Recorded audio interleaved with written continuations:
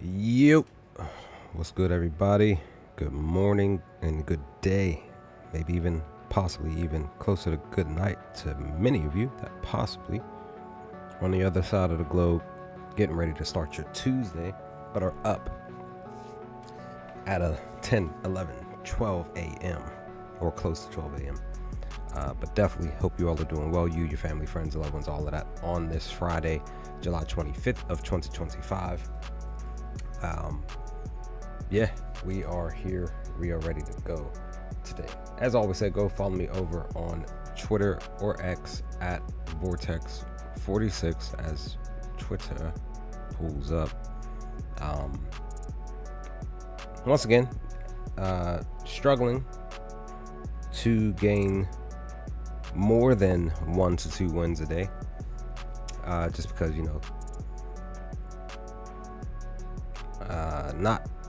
not doing a lot of my normal, which is, and let me turn the music down. Not doing a lot of my normal,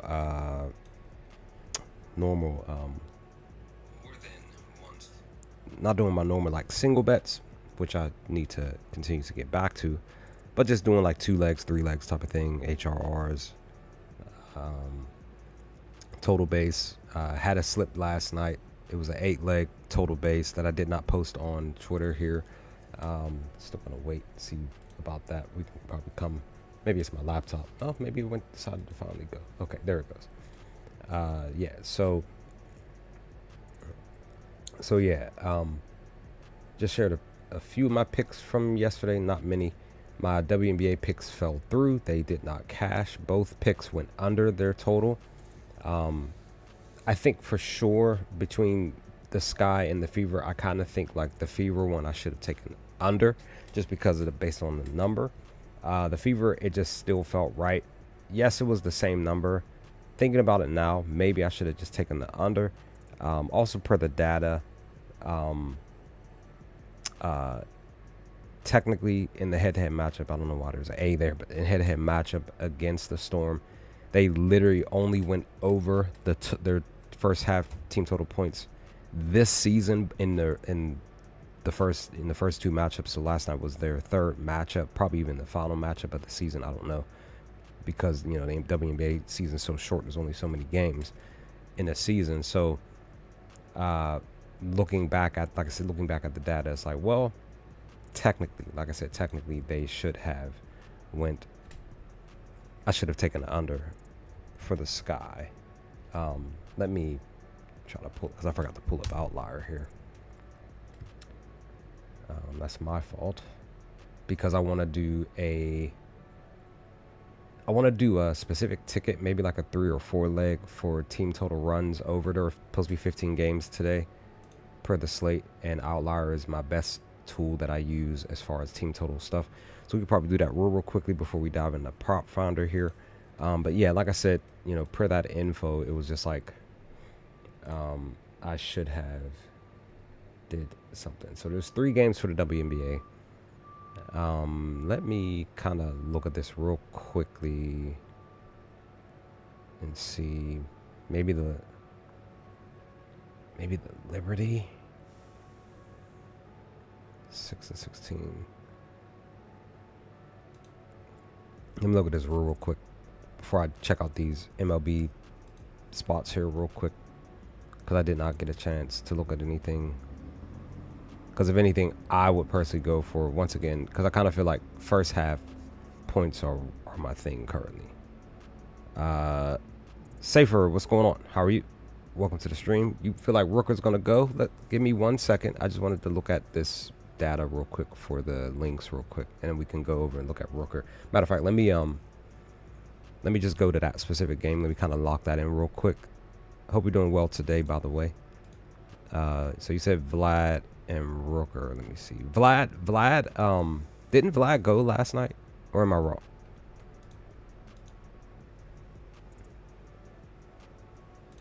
Didn't Vlad go last night? No, he didn't go last night. But he had HRRs. That's right. That's what it was. He had HRRs.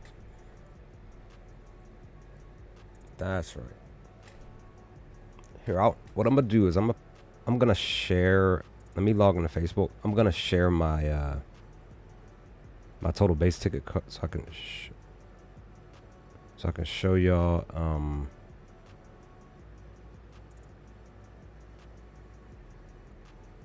that ticket that I had. It was an 8-leg. It was a 2 total base, basically 2 batters per game. I'm probably going to look to do that again. I'm probably going to look to do that more often, just because you could really gain some huge wins just off of something like that. Now I only put like cents on the dollar for this pick, but it was supposed to get me back like, I think it was like $30 something.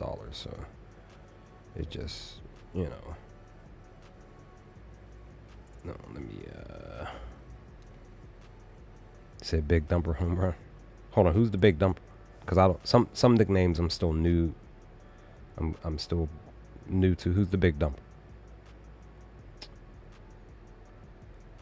11 leg. Nice. That's what I'm saying. A lot of cats are, that's what I'm saying. A lot of cats are chasing, you know what I mean, putting 25, 50, a hundo down. You know what I mean? They're chasing the big win, right? And I do see and hear a lot of, you know, a few coppers saying like, yo, a lot of y'all keep chasing, and you're, you know what I mean, you're losing all your money, you're losing the bankroll that you build, you're losing the funds, you know, some of your check money and some of your mortgage and stuff, because you're chasing, because you see other cats winning, and you're like, oh, I should be able to do that too. It's like, dude, you have to, at the end of the day, this technically could be a second income for you each year, but you kind of you basically have to hone your craft, right? So you got to find your own niche, basically, is what I'm trying to say. So home runs may not be it. Maybe HRs, maybe total bases. For me specifically, it's HRs and total bases. It's really not home runs. Like, I can get a feel of a batter to hit a home run, right? But, you know what I mean, doesn't necessarily mean he's going to go out there and hit a home run. And sometimes the batter does. And like I mentioned in yesterday's stream, that the batter indeed goes out there and hits the home run, and I didn't do it. I didn't put him down. Like Jason Dominguez from 2 nights ago, because I said on stream that he was a sleeper for the Yankees, or maybe it was 3 nights ago, but still, he was a sleeper for the Yankees to go yard, and he did go yard, but I just didn't put him down on the ticket. Today, I feel like he can go yard, and I'm probably going to put him on the ticket more than likely, because I mentioned that last night's stream.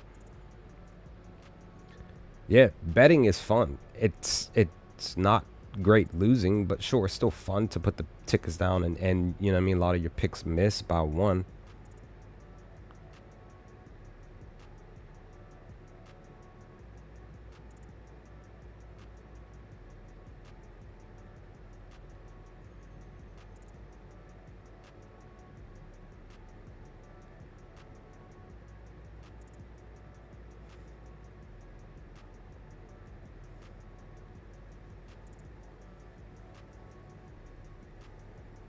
All right, like I said, I want to show you all this ticket here. Whoops, I gotta.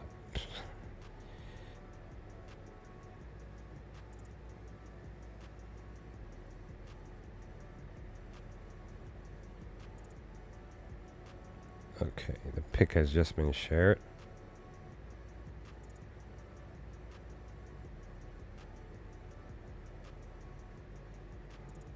And let's go to Twitter real quick so I can show y'all the ticket that I had.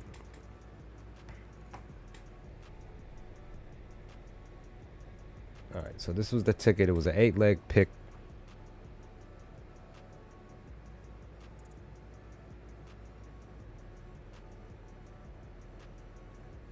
You said who's the Spanx? So this was the ticket. It was an 8-leg ticket. Everybody, just to get simple, two total bases per my reads for each batter. Everybody looked green basically to do the job. Hold on, did I mess up? Oh, there we go. And it missed by 2, so I should have, because Barger was another batter that I looked at before I put the ticket in, but I felt really good about Wenzel. And like I said, I felt really good about Barger, so I should have put him down instead of Wenzel here. Well, no, I did put Barger. Who was it for Toronto? It was somebody else. I thought because I got Barger on the ticket.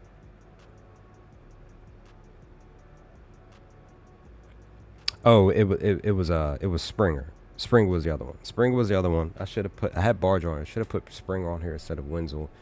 And then for the Angels, I should have put Neto down because he was another batter that I felt good about. I had 2 wins last night that I did not share on my Twitter account. It was Nick Hertz for 4+ HRRs. He cashed for me. He got the 4, and then I had a 2-leg 3+ HRRs. It was Neto and Jorge Polanco for 3+ HRs that cash. So I got those 2 wins. So yeah. So this stream is to go over today's slate, but I just wanted to look at something real quick because I'm for the WNBA real quick. Okay, that was at home. Interesting. And like I said, it was the Liberty. I'm just going over something real quick for WNBA. I just want to just look at the team first half, a couple of teams first half real quick, and then because I'm about to put this like probably like a 4-leg MLB pick. Interesting. They've gone under their total.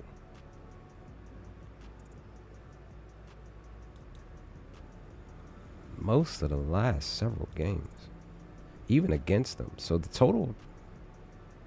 All right, so I'm probably going to take the first half under, because even the head-to-head, Liberty are not scoring 40+ points.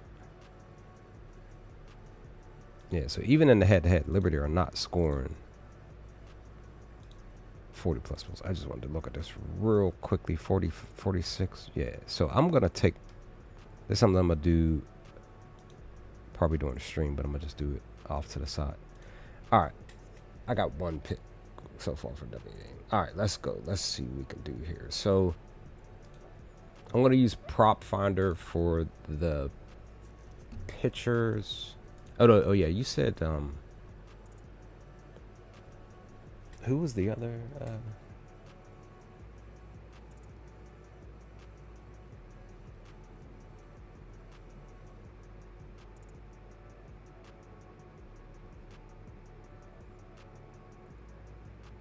you said Rooker.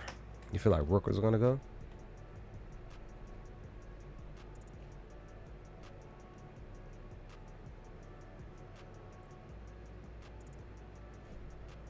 Oh, they lost. Oh man, it lost my. Dang it! It lost all the, cause I had them queued up here. That's probably why, cause I refreshed the thing. Dang. Oh well, I should be able to remember. Hold on, they're facing off against a righty, so they're facing off against Ryan. Okay, more recently, the last 3 starts, he hasn't been able to get 5 or more strikeouts, which is good. Let me see. He's been getting under the ball more lately. Oh, wait, hold on. We gotta... Oh, wait. No, my fault. Batters have been getting under his pitches the last, 2 games that he started, whether it's lefty or righties. Okay. But the only thing is, I guess,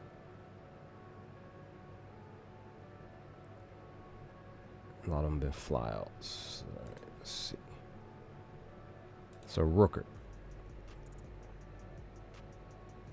He's 0-2 against Ryan. He actually bats better against lefties. Only because he's batted more against righties. That's why his stuff is much more higher. I guess maybe 55-45 positive for the pitch mix. He's green at away, green at night, green in the month of July. 914 OPS for July. still, again, like I keep mentioning, the OPS, as long as it's like 700 or higher, 800, 900, you know what I mean, you're still good. Because again, I'm looking for HRRs. I'm looking for total base stuff. And he's batting well against righties. We just don't know where he's batting at in the order. This game starts at 8:10 p.m. tonight, so more than likely lineup's not going to be fully official until maybe between 4 and 6 p.m. today. I'm supposed to go to the movie, so hopefully I'll be back home around that time, around 4 o'clock, so that I can look at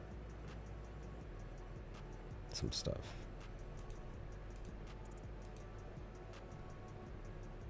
Look at Detroit here. Okay, so you struggle against righties.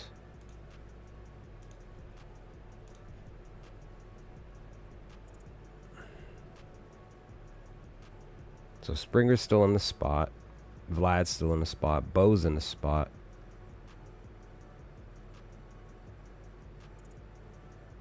Nathan came through yesterday, and I really should have put him down. I did not. I'm mad about that. He went yard. He had 5+ total base. Like, I should have really just like taken him for some stuff last night. He's technically batting well in the month of July. So he bats well away. He's 50-50 on Fridays. His slug is low. OPS is under.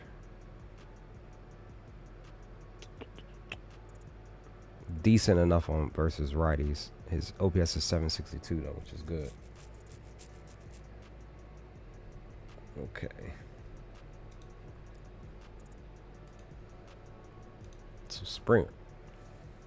Oh, whoa, sir. You are technically currently 3-0 against Kiter. It goes 3-3 with extra 3 added to it. You have so 2 of the hits out of the 3 at bats in the 13 pitches are home runs against him. Springer might go yard against him again.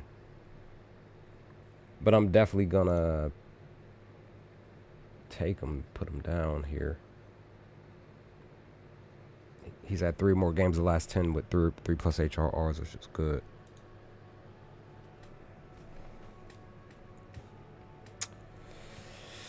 Let's see. Green away, Green at night.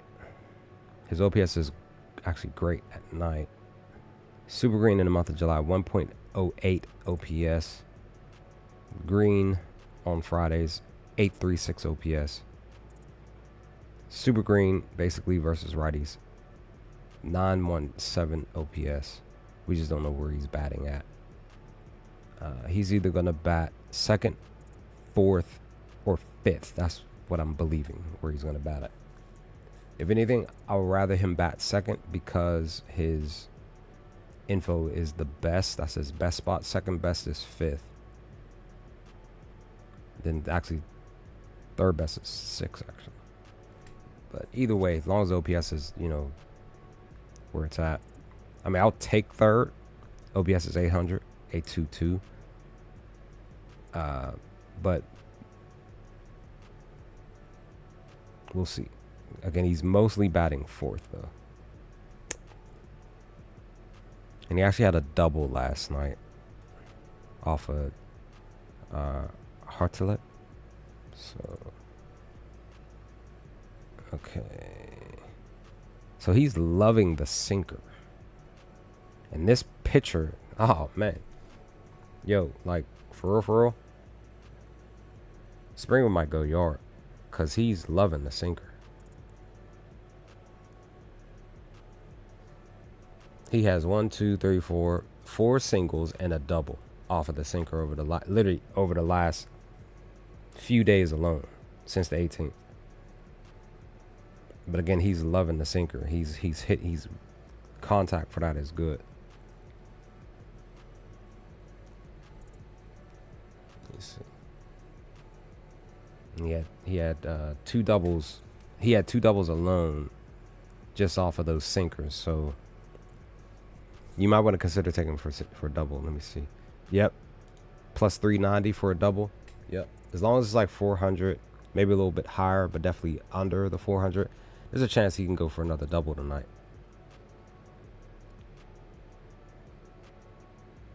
He doesn't like sliders though, but he definitely loves a sinker, and he can still hit the fastball, which dude still throws.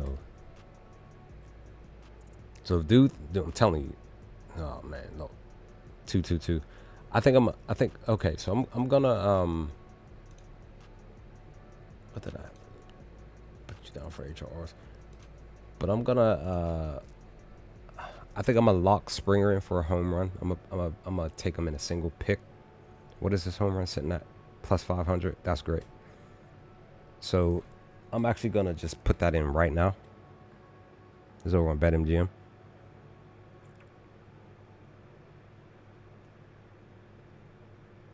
I'm just going ahead and take Springer right now.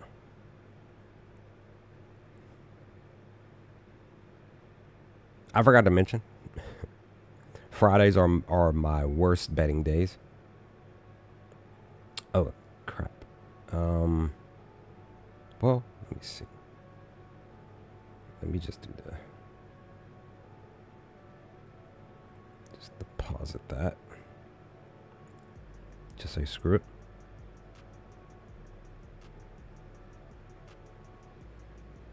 And I'm gonna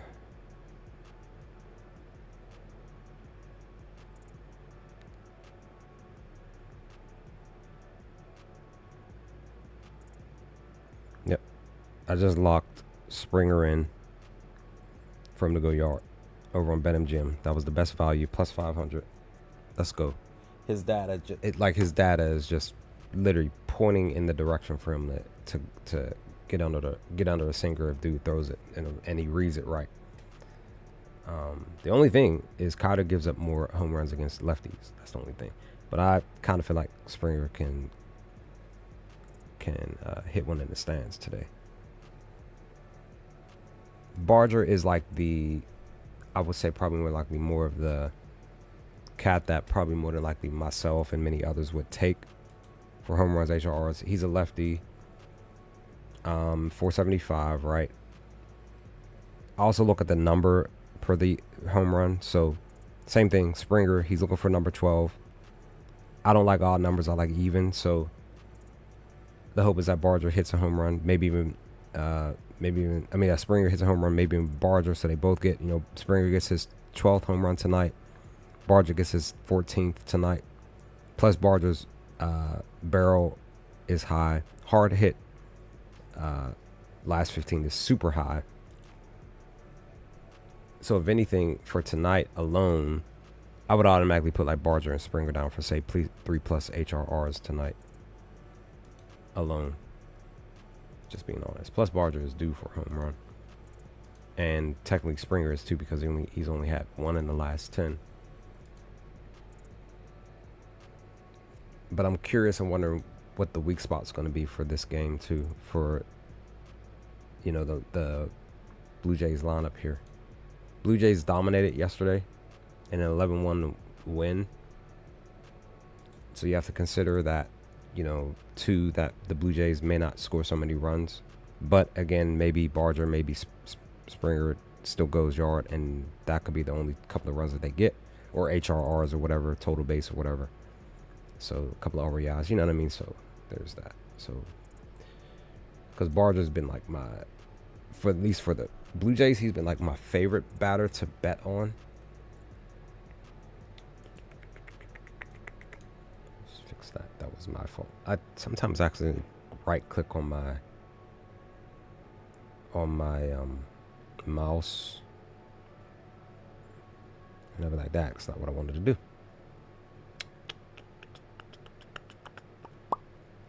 Let's see. So you, sir, versus righties more recently have been hitting the changeup and the fastball more. Look, one slider right in the middle against Cam, 20 seconds from 3 days ago.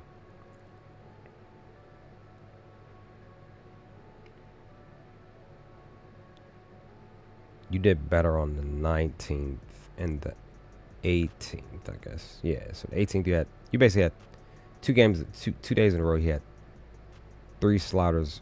I mean, three hits in a row of singles. So, and technically 19th, I want to say he had two or three total base. Let me see. So it was 5 actually. Man, he really went off on the 19th. Interesting. And then the next day he had 4. But that's against a lefty, right? Yeah. Interesting that he had 4 here. He had a fielder's choice. Maybe that's what the reason for the, what you call it. But then he didn't get anything on the 21st. He got 2 on the 22nd. Didn't do anything on the 23rd, but he got something on the 24th. So, possible trend could be since the 20th.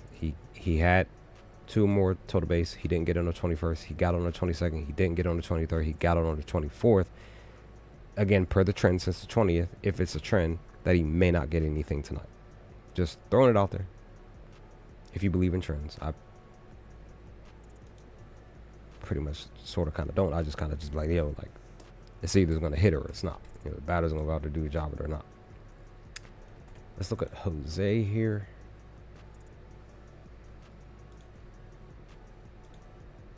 So you are struggling against lefties. Oh, you know what? Let me go back. I forgot to see what Cotter's doing against strikeouts. He's getting strikes. Averaging 3. Okay. So Raleigh might be a spot.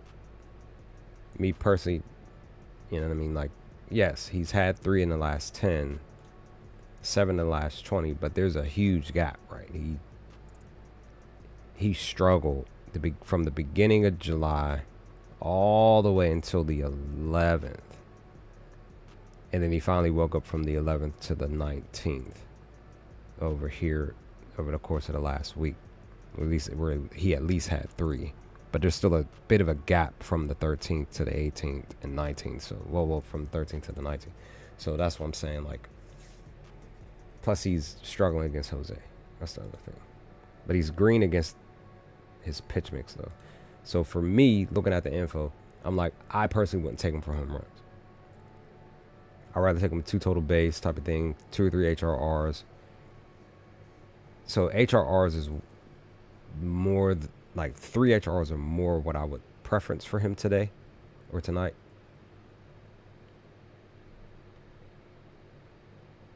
And I'll just pop him in my joint at least, just to kind of have him there.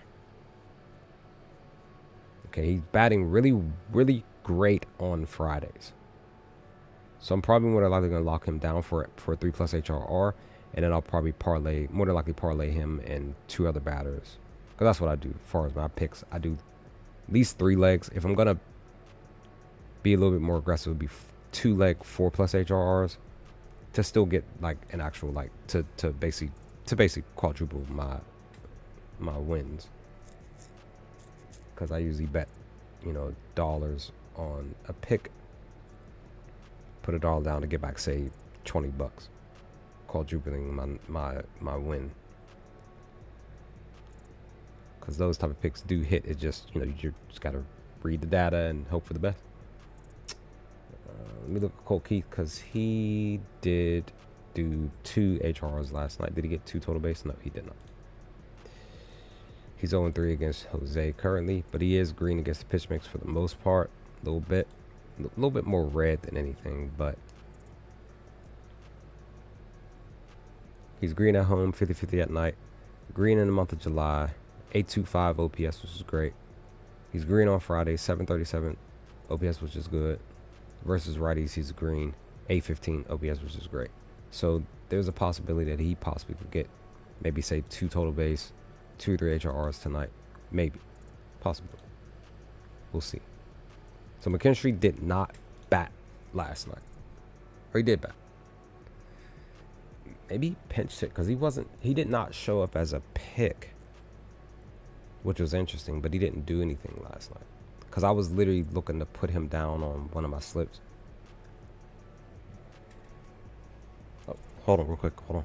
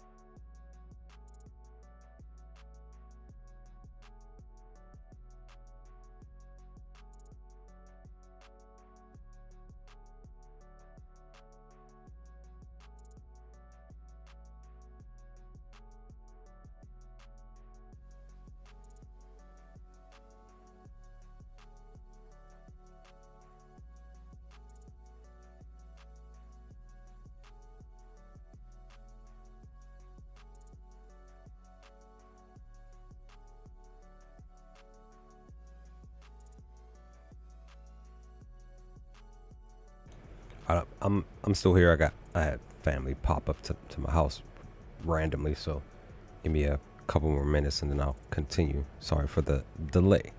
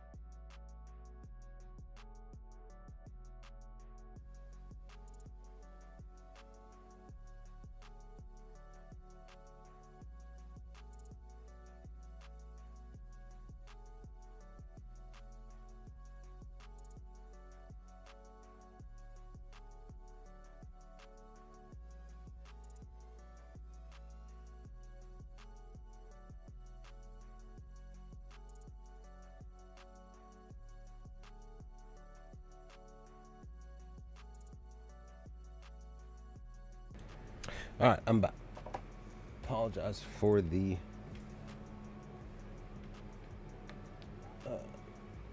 brief interruption, but let's continue what we were doing.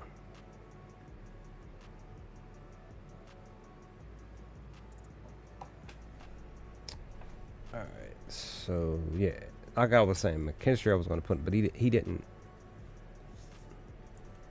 He wasn't a pick, and he was like green as far as the info yesterday.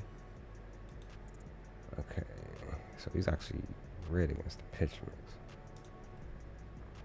But like I said, I was gonna try to put him down, but he just wasn't available. So I was just like, "Dag, maybe he wasn't playing, or whatever the case." But he did pitch. Maybe he pinch hit or something.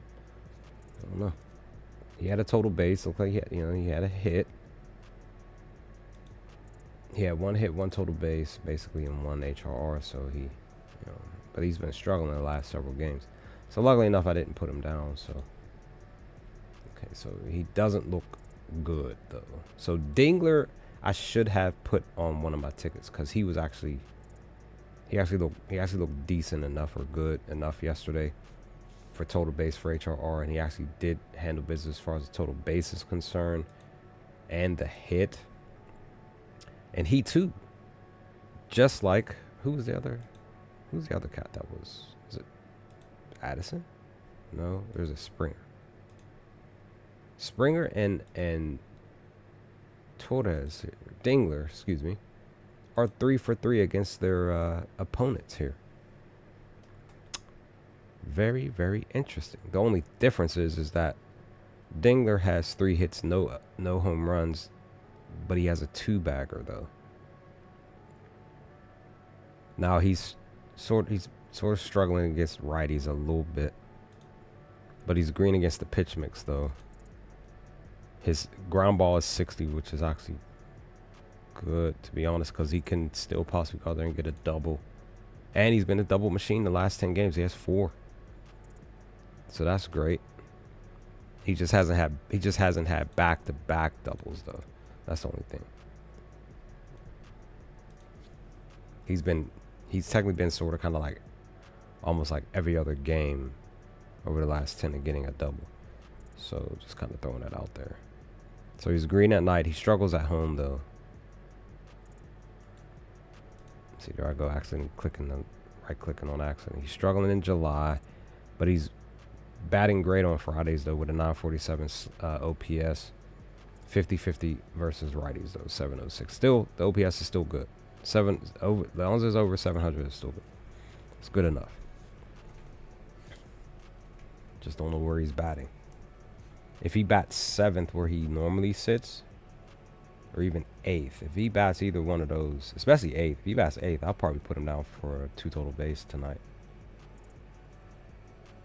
Because again, I'm thinking about doing another 8-leg or maybe 2 8-legs, like the one that I did.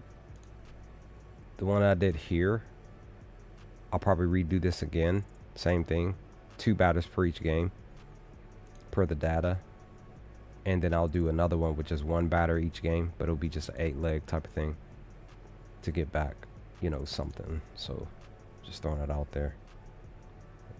Let's see. Always consider the bottom of the order, guys, because you just never know. Tyler is green. He's a switch hitter. And Joey's green. Joey went yard. Yep, Joey went yard yesterday. He actually had 5 total bases. I'm mad. I think he was in the weak spot yesterday too. I'm upset at myself that I didn't consider him a bit more. Now he's green. He's super green away, and he's basically super green at night. So I'm definitely gonna probably more than likely look to put him down on the ticket as well for 2 total base, 3 HRRs at least. Look at his Fridays. 3 at bats, 2 for 3, super green, like super green. Versus righties, handling business against righties too. So where does he bat the most? Looks like 7th. Okay, so maybe I do Joey and Dingler Because Dingler, it's just going to depend. That's the other thing. What time does this game start? So both of them bat. Okay, so if either way, 7th or 8th for Dingler, and then Joey, if he bats 7th, because that's his best spot, I will gladly put Joey and Dingler down on a ticket for 3 HRRs tonight. And I will gladly put them on that 8 leg for 2 total bases, that 8 leg joint. He's a plus 950 for a home run as well. That's actually, you know, a sleeper spot. Let me see. Dingler is plus 725, same thing. Parker Meadows would be definitely a definite. He's the best sleeper on the squad because he has the highest value. Wagner has the highest value for the Blue Jays. So, but again, per the info that I just looked at, currently Joey and Dingler are possibly the best spots per what I'm looking at. But let me look at Tyler real quick.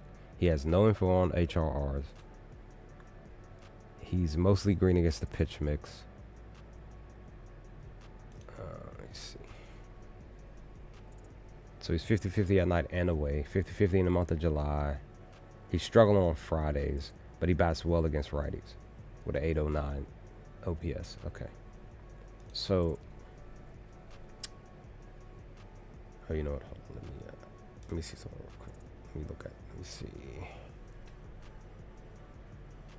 Okay.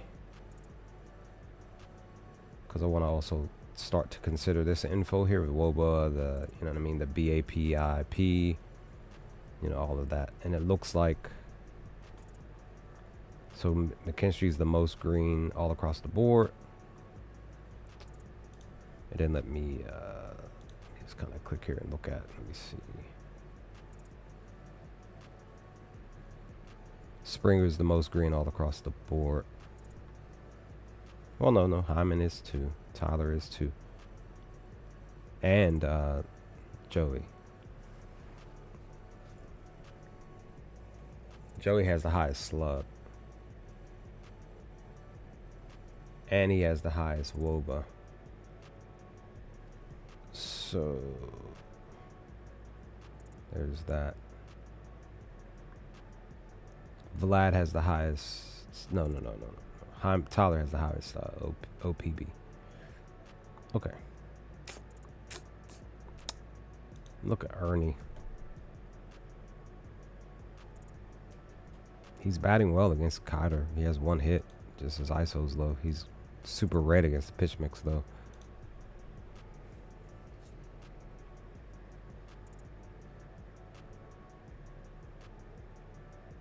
Okay. He's struggling against righties. But I didn't even know. How did I not even notice? Dog, he has 3 straight home runs. 4 of the last 10, but he's 3 straight. He's on his own Ohtani energy right now. Because Ohtani's hit 5 straight games of home runs right now. He's on his own streak. So there's that. Dag. Missed out last night for him. How many total bases did Ernie have? Did he have 4 or 5? He had 5. Missed opportunity, son.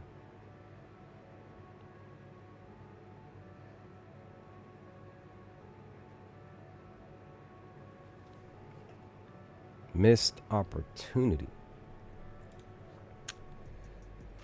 Okay. All right. So for sure, I'll put you down. HR Dingler. HR. Like I said, I'm more than likely going to put them down on part of my 8 leg for 2 total bases. Man, that was my fault. I keep forgetting to turn that. That's my alarm that I had set for another specific day, but it was for something else. Okay, that's wild that I only looked at those games, but those are like a bit later in the night. And I haven't even looked at the very first game. It's the 410. Let's see. I know for sure I had Yelich down last night, again, before all my stuff reset. Yelich, Stowers, Austin, Jesus. I think that was it. Let me see. So again, Freddie is every other game giving up so many hits per, if this is the actual trend. He's getting strikeouts. He's averaging 6.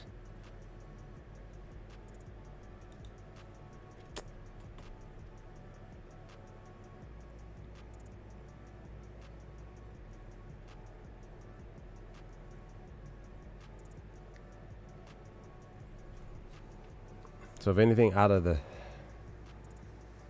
because he, okay, so he allows more home runs to righties, but he's still, in the midst of him allowing some hits every other game, he's still getting strikeouts. So there's a chance that if he does allow some runs, it may not be a home run, and maybe just per some random on base stuff. Because plus, when you're looking at his hard hit stuff, his barrels, all of that's down. So he's pitched in 162 innings. So that's why, he's not giving up so much. There's no info on his ERA, so I can look that up real quick.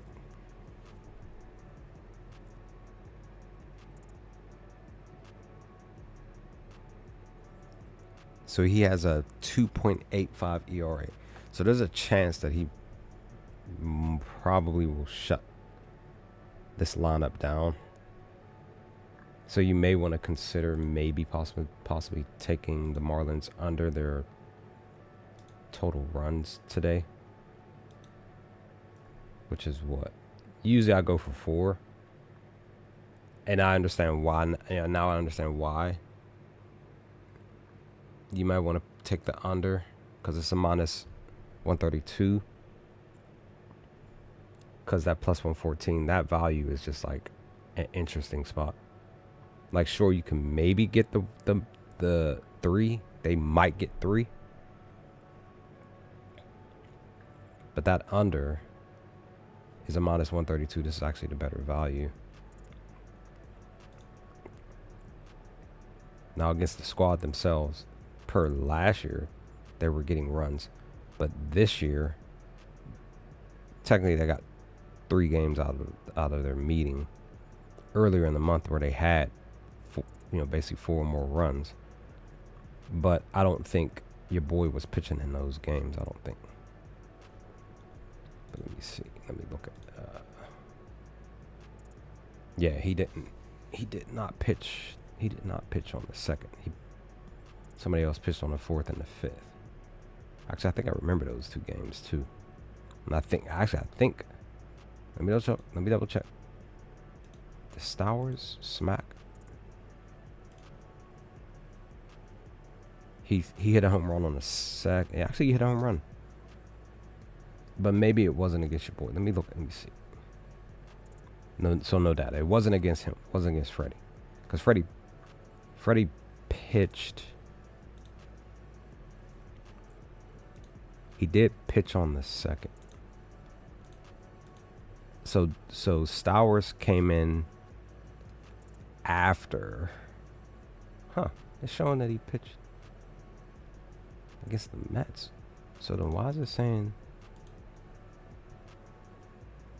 Hold on. Let me see. Maybe I was looking at it wrong. Oh, they faced off against Minnesota. Never mind. I apologize. I read it wrong. So yeah, there's no info. So it's either Kyle's gonna go yard against him or he's not. It's either he's gonna get a couple of stolen bases or he's not. It's either he's gonna get 2 or 3 HRs or maybe 1 or he's not. It just, this is all just a guess on what possibly could happen tonight because basically Kyle is facing off against Freddie for the first time.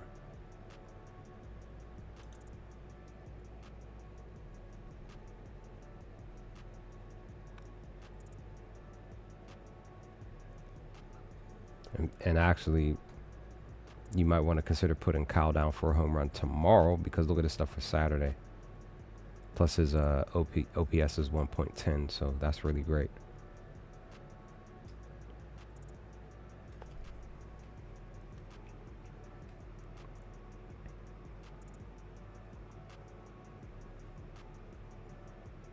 And hold the phone.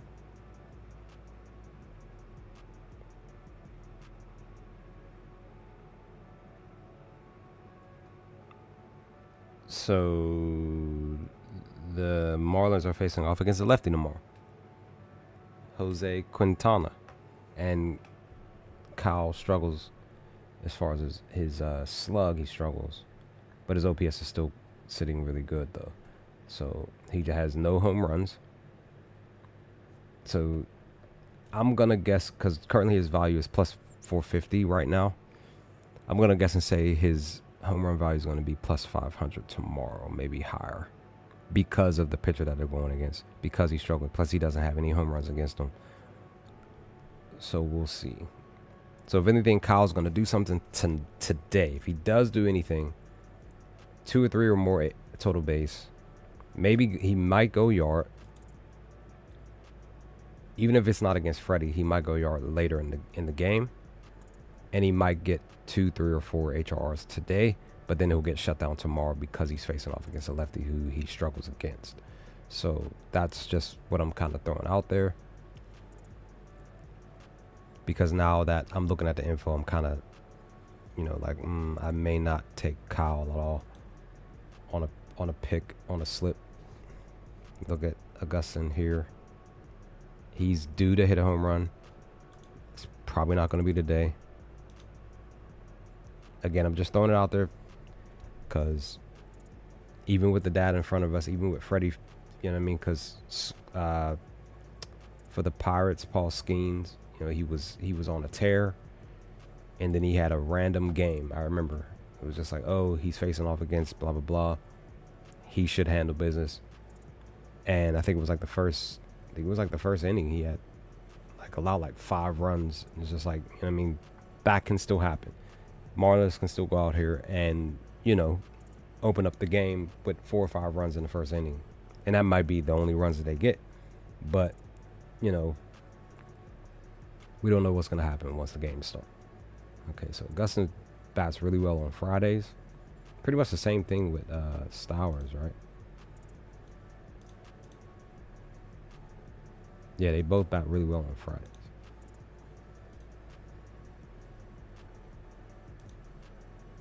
Now, he's been a sort of kind of a total base machine here more recently, the last 10 games. 5 games out of the last 10. Getting 2 or basically 3 total base, even though he's only averaging 1. Let me see. But he's 50-50 against righties. He bats the most at 4th, then 2nd, then 3rd. With random 5th, 6th, and 7th. So we'll see. Let me look at Alto. So he's 0-5 against Freddie. He was getting on the ball more just a few days ago.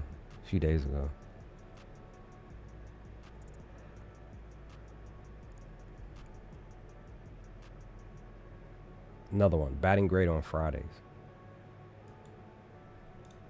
So it's like, it's right there for you to possibly take these cats for 2 total base, 3 HRs, at least 2 HRs type of thing, combine them type of stuff. But again, they're facing off against a really good pitcher.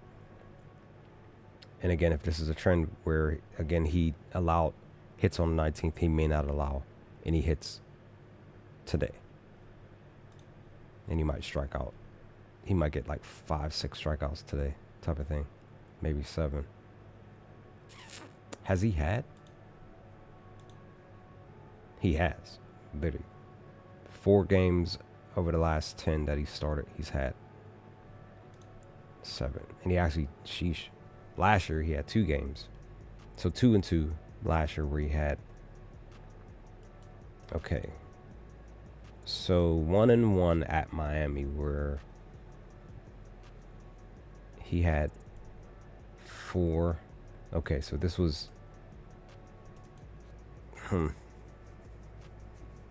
This could be a trend too. Just throwing it out there. So the first game at Miami. Again, first game at Miami that he pitched. It was his first game. He allowed 9 hits. He only had 4 strikeouts. But in the second game at Miami, he allowed 4 hits and had 7 strikeouts. So again, this is the first game of this new season. So there's a possibility that he may allow a lot of hits and he may not get a lot of strikeouts today. Whoa, this number jumped. Was it like that before? Because he's allowing a lot of home runs against righties. So Lopez might be a sleeper pick for a home run against him. Again, I'm just throwing this info out. Don't know what's going to happen. So we'll see. You know, let me look at Jesus.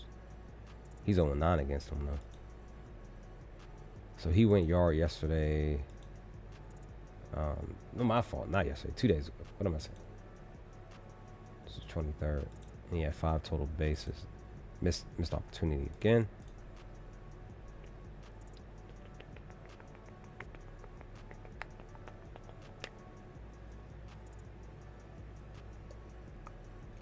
So his best OPS are 2. Month of July and versus righties. Okay. All right. Let me look at Churio here. Because Jackson might do something. He's 2-3 against Call, which is good. He's mostly red against the pitch mix, though.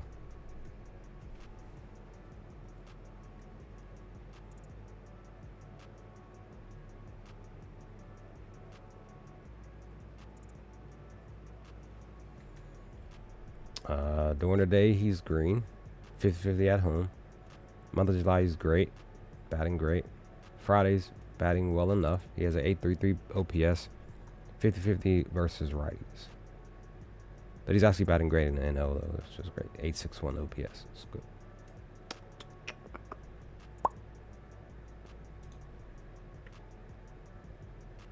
Four games in the last 10, he's had 4 or more HRs, which is great.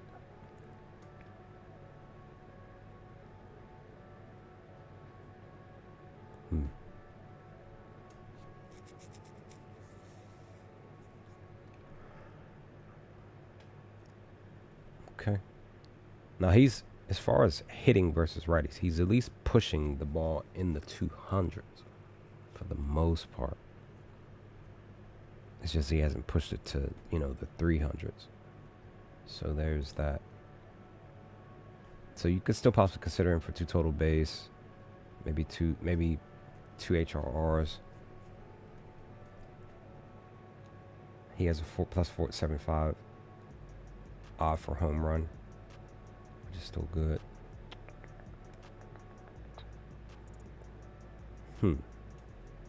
Possible standout here.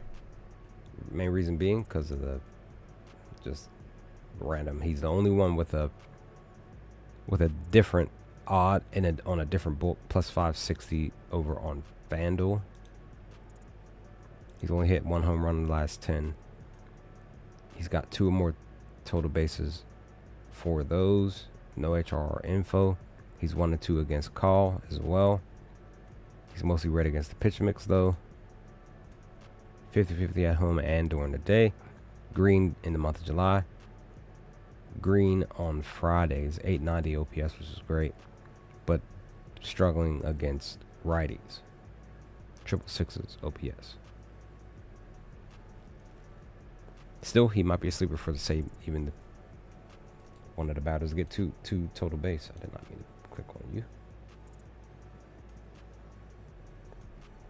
Tyler Black, you're all green, sir.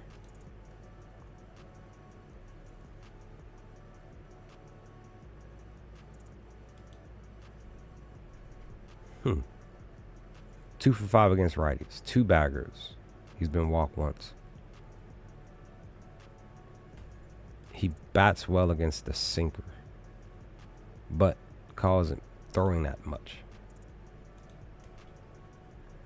But he's basically like super green with his info, though. Interesting.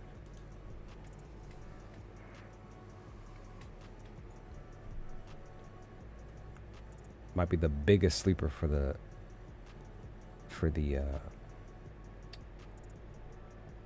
what you call it, the Brewers. Okay. All right, that's the first game.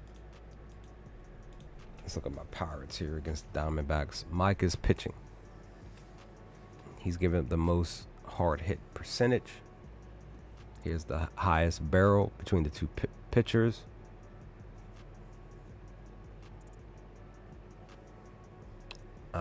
So Randall has the highest barrel in the last 15, 33.3. It goes 333 there.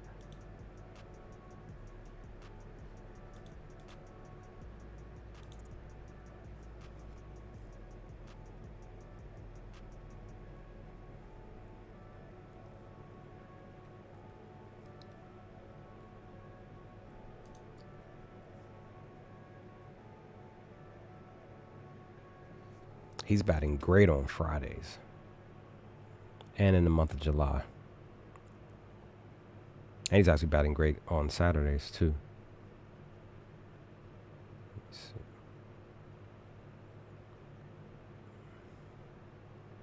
So he's looking for his 10th RBI for a Friday. Okay. Let me see. Where does he normally bat the most? 6. And he bats well against righties. So kind of just throwing it out there. Probably thinking about adding him on my ticket for the 2 total base. Maybe. And maybe Suarez as well. Suarez might go yard tonight. Again, might. Let's see, here's the thing. Let me see. Mike. More recently, he's not been allowing hits. That's more recent. He did allow hits against them. He allowed 5 on the 27th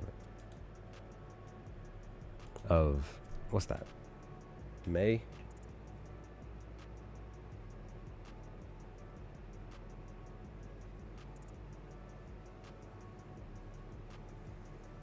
So the Pirates, they actually played against each other that game.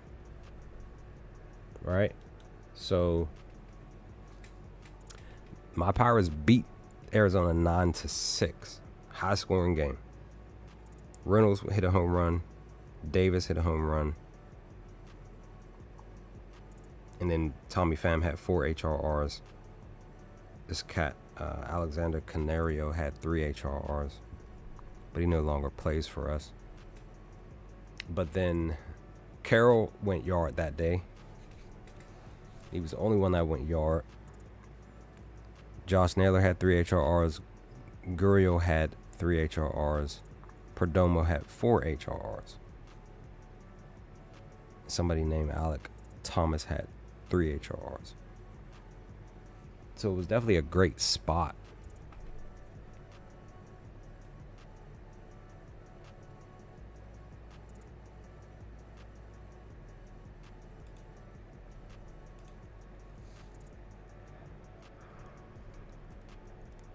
One and one.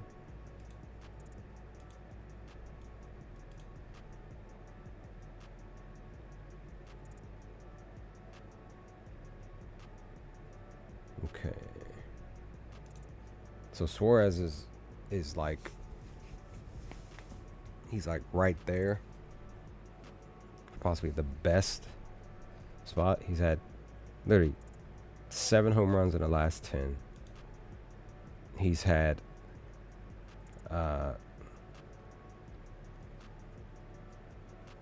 24, 28, 30 total bases over the last 10. HRR wise, 22, 25, 28, 30 total HRR, excuse me.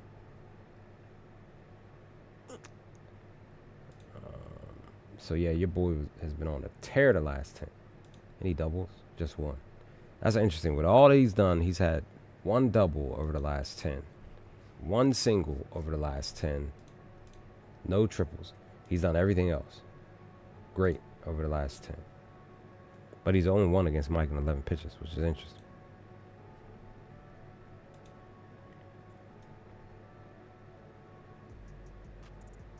So he's 50-50. He has high slugs away at night and in the month of July. It's just that his batting average are low per those spots. But on Fridays, he's still batting really well. High slug 677, 1.02 OPS. He actually bats even better tomorrow. So if he doesn't go yard today, he possibly will go yard tomorrow. Let me again, sort of kind of, because I know me, I like to kind of get ahead of the stuff if I can. Only main reason why I like to get ahead, just because, you know, I work on weekends. This is my weekend of work, and there are early games tomorrow. Well, no, there's late games. There's one early game. It's Philly versus Yankees. Mostly everything else is in the evening, but I still want to be able to at least look at some stuff as early as possible. Definitely before I go to bed tonight, in hopes that I can find some stuff, and then just put my picks in as early as I can tomorrow, because one, I'm going to be at work. Two, we're going to be short staffed. I just found that out yesterday, so I'm going to be running around a lot. I'm not going to have any time to do any type of work as far as looking up data, looking up info, because, you know, I'm going to be running around a lot. When we're actually at mostly full capacity, at least halfway through my shift, I can actually, like, especially when I'm on my break, my little 30-minute break, I can actually sit and really look at some data, even for the evening games, because I love evening games, because that gives me extra time. I can then, you know, put some picks in and look at some extra stuff, and then by the time I get off, I'll have an idea what I want to do, because I pretty much glanced at a lot of the info in front of me, and then I can go from there. So yeah, there's that. So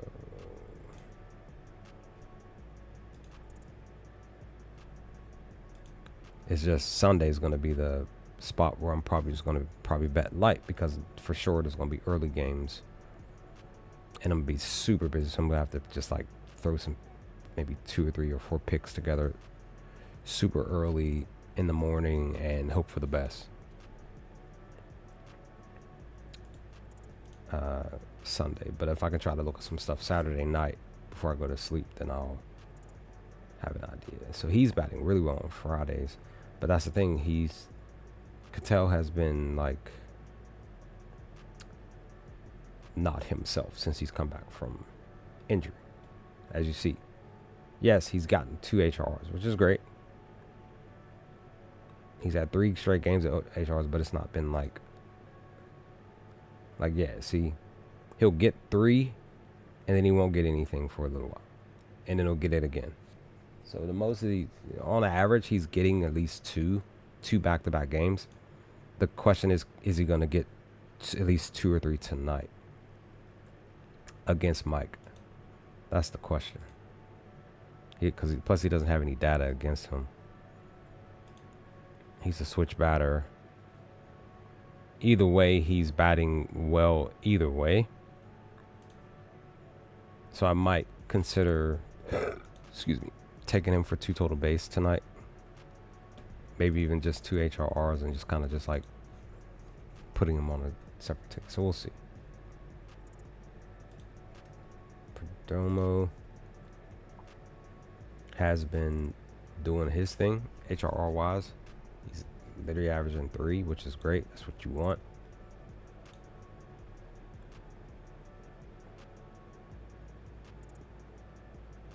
So he's batting really well in the month of July and on Fridays. He actually bats better on Fridays when it's pertaining to the weekend, and bats decent enough versus righties. He bats a little bit better versus lefties. So I'm probably going to consider Perdomo for 2 or 3 HRRs tonight. So for sure, Suarez, Cattell, still maybe Corbin.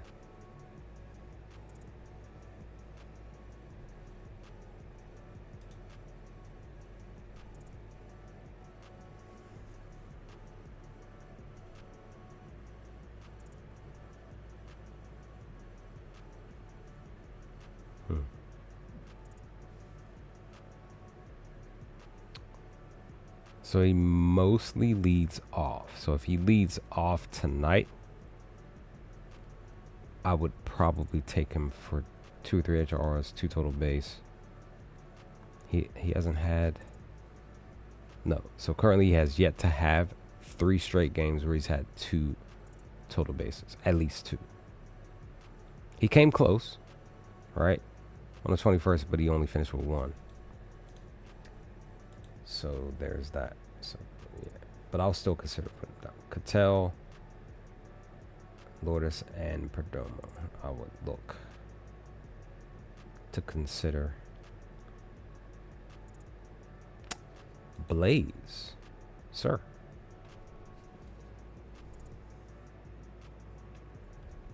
Outside of your ISO, you're batting well against righties. You're just struggling against the pitch mix. Plus, that's because you're not getting so many at-bats, it looks like. Well, you had 40 at-bats in July, though. You're batting well away. You're 50-50 on Fridays, but you bat really well against righties. So you have a 60 ground ball and a 60 hard hit. You hit a double back on the 18th and a single on the 7th. Okay. Actually, a little bit more. He's had more singles. Interesting. Oh yeah, this young man, his info was like super green. It's still super green. Right? Look at his stuff. So the question is he batting tonight?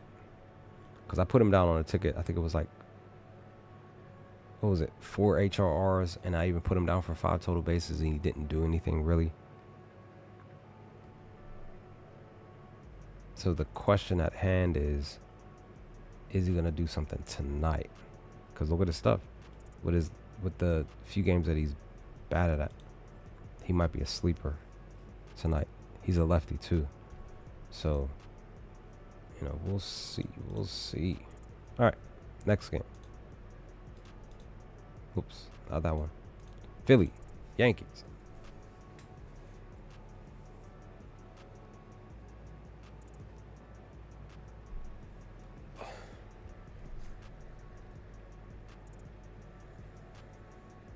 Okay.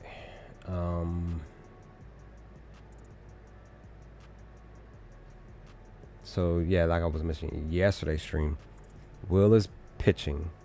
He gives up a lot of hits, right? He struggles against righties.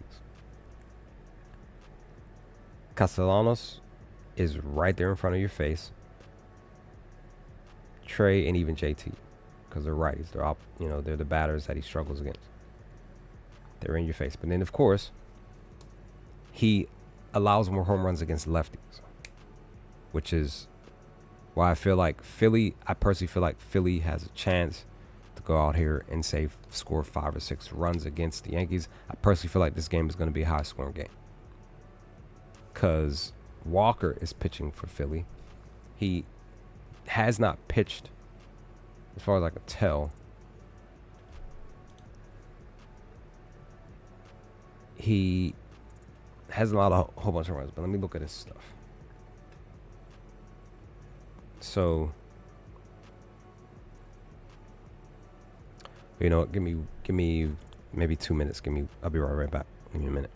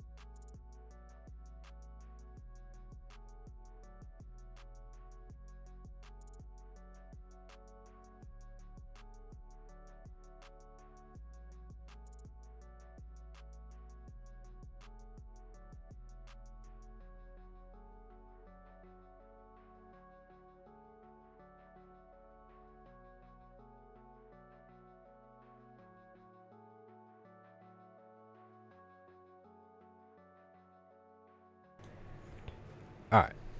Apologize. Oh, that's right. I was trying to look up his because I don't think if I remember when I looked at his stuff, I don't think he pitches that many innings. But let me double check. This is Philly. So he has a 3.75 ERA. Will Warren's ERA is 4.91. He's 3-5 as far as Walker's record. He's 3-5 for his record. 29 Ks. Let me just see. So yeah, he's had the more recent starts. The last two was the 19th and the 8th of this month. He pitched 3 innings on the 8th, 4 on the 19th. But here's the thing: on the 8th, he only allowed 2 hits with 3 Ks against the Giants. That's the thing. He played against the Giants. He faced against the Giants. The 19th, he faced off against a really, really well batting squad in the Angels. He allowed 9 hits that game in 4 innings. So outside of that, every other time that he's pitched, he's only pitched roughly, even in June, he had 2 games, 2 innings, and then 1 game. And then, like, I don't know, it says here on the June 20th, 0.1. So I'm guessing he just went out there and threw 1 time, and then that was it. But I don't know. Maybe it's I don't know. Maybe that's 1 inning because he allowed 3 hits in that 1 spot against the Mets. But he pitched twice against the Mets on the 21st and 22nd. So yeah. Yeah, so even in June, mostly he's pitched 1 inning. So I'm kind of feeling like maybe today he'll pitch 3 or 4 innings. But the question is he going to be able to stop, what's in front of him? Like I mentioned in yesterday's stream, I kind of feel like Dominguez is going to go yard today. He's mostly green against the pitch mix. He struggles against the fastball, which isn't thrown that much. That's the only thing. Dude throws the splitter more, which he doesn't. He's struggling against. And then his third is the fastball. So it's either he isn't going to go to yard today or he's not. And he's either going to get, say, 2 total bases or he's not. 2 or 3 HRs or he's not. He has no info as far as this stuff. So I'm just like, kind of wondering. Kind of curious about some things.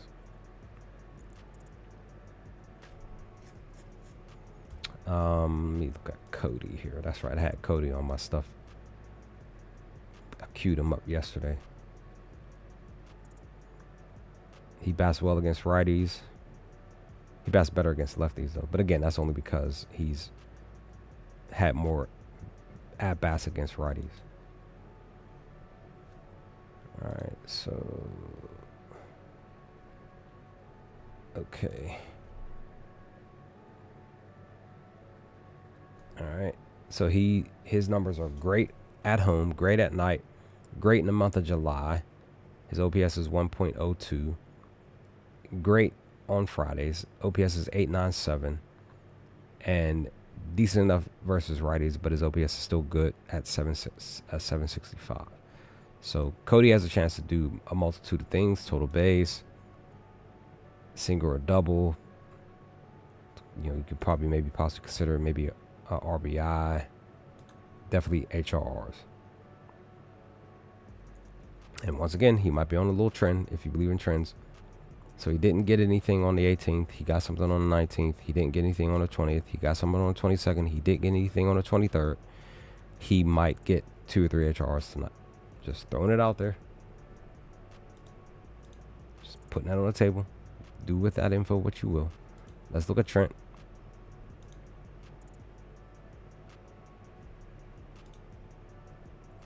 Okay, he's had back-to-back games with 2 HRs. He's 3-7 against Walker. Great batting average. Great slug. Good enough slug, actually. His OPS is down.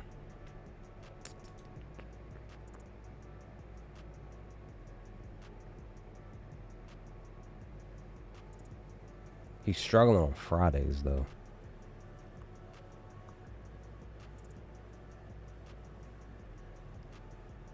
His OPS is great on versus righties. Great slug. So it just depends. Just depends. Cody, I mean, yeah, Cody might be the cat to go yard today. Of course, Aaron is like pretty much almost all the time. You're like, yo, let me put this cat down. Look at his info. 81 pitches, 4 hits. All 4 hits are a home run. I remember I looked at that last night. Mostly green against the pitch mix.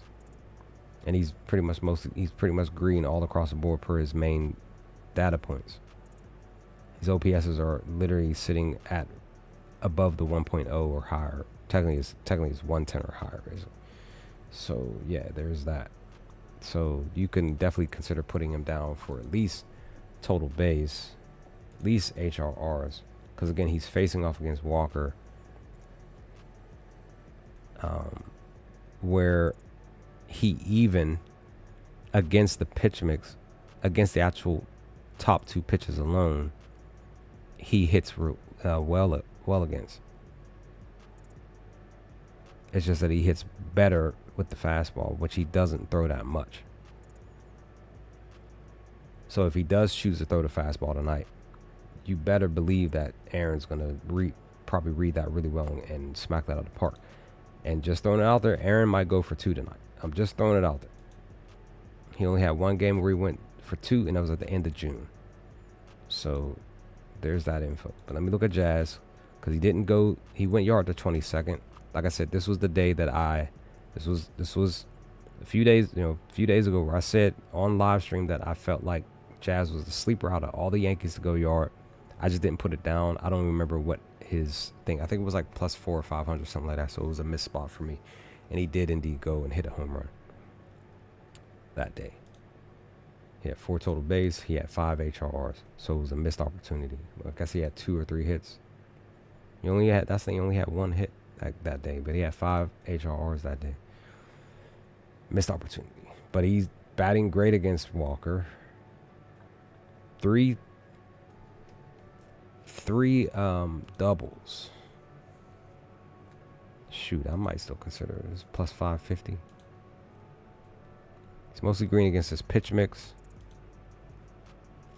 So he's green at home, green at night, green in the month of July, green on Fridays, and he's batting great versus righties.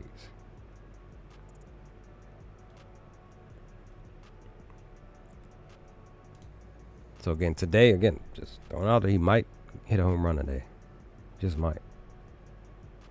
Oh, Stanton, you bum. Looks like you're at a better spot than mostly everybody else. Except for, Jazz is 275.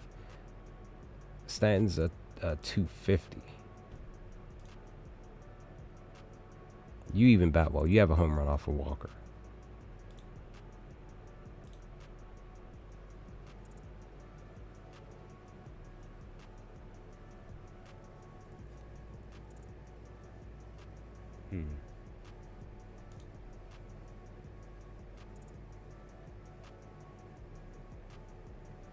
Okay, he's struggling on Fridays, though. He hasn't gone yard yet. He only has 1 bagger. One 2-bagger. He's been walked 3 times. Struck out 3 times. So he's woken up the last for this month. I'm just mad I didn't really look his way.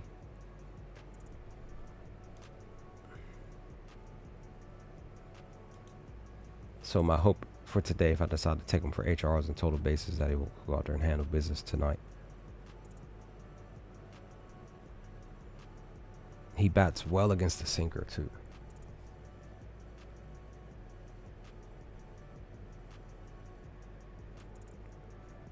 And he throws a slider as well. Yeah, he still bats well against the slider. Just his batting average is low. That's all.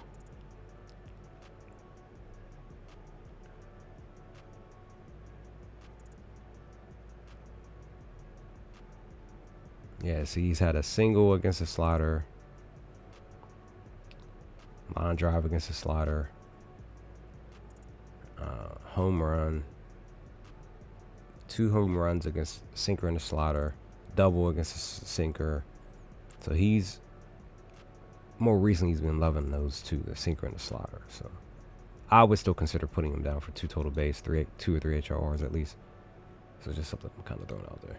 So Goldschmidt bats really well against Walker.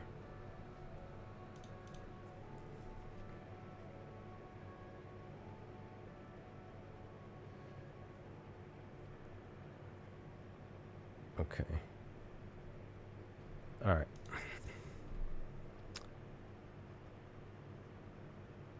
Look at Ben.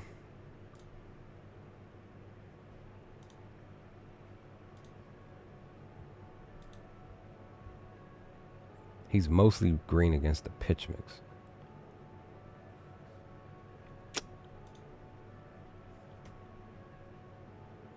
$50-50 on July, struggling on Fridays, and 50-50 on versus righties. Again, I personally believe that this is going to be a high-scoring game. Just kind of believe that. So I just needed to look at some stuff. Let me look at Nick because I didn't get a chance to look at him yet. He did something 2 days ago. He's struggling against... He's 0-2 against Will. Mostly red against the pitch mix, though. He bats really well on Fridays. And he bats decent enough versus righties. So he bats 5th or 6th. I would definitely consider 2 total base or 3 HRRs tonight for Nick. JT. He's getting at least 2. Well, technically he's averaging 3 HRRs. Last 10, he's mostly green against the pitch mix. He's green at night. Green in the month of July. Green on Fridays. Green versus righties. So another batter that you will definitely want to consider for total base and HRR tonight. Kind of like... Let me look at Bryce here. No, he's 0-3 against Will. Interesting. He's averaging 4 HRRs the last 10, which is great. He's averaging 4 total bases, which is great. It's just that he's struggling against the pitch mix, but again, he's been getting under the ball. He's green at night, green in the month of July, green on Fridays, green versus righties. Another one, 2 total base, 3 HRRs.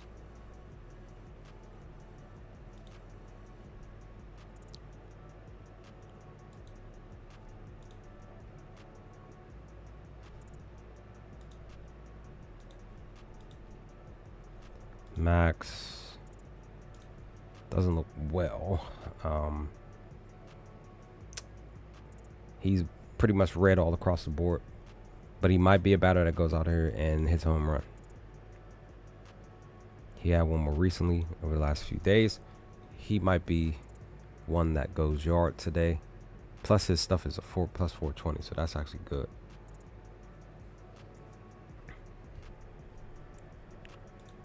Kyle is... He hasn't had 3 games. No, he had 3 games one time earlier this month. 2nd week of July. Where he's had 3. Now he is 0-2 against Will. Look at the thing.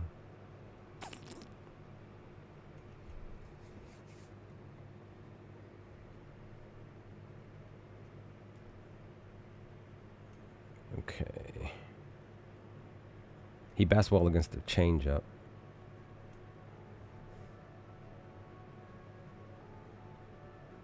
And he actually bats well against the fastball. So there's a chance that Kyle might go yard tonight. It's a chance. Like Kyle and Bryce could technically go yard. Like they did, what was it, 23rd, 22nd, something like that. So 23rd, like they both went yard, right? Yeah. So there's a chance.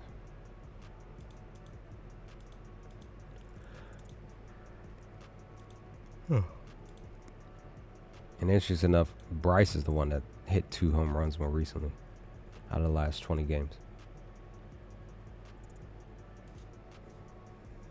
Oh, that's right. Bryson went yard on the 23rd too. Random. You are pretty much red all across the board per your data.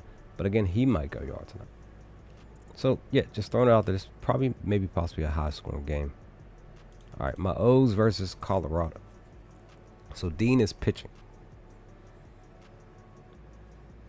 Dean has, for the most part, more recently been not allowing hits that much. Getting Ks, right? But he's struggling against righties. He's facing off against a few righties against Colorado.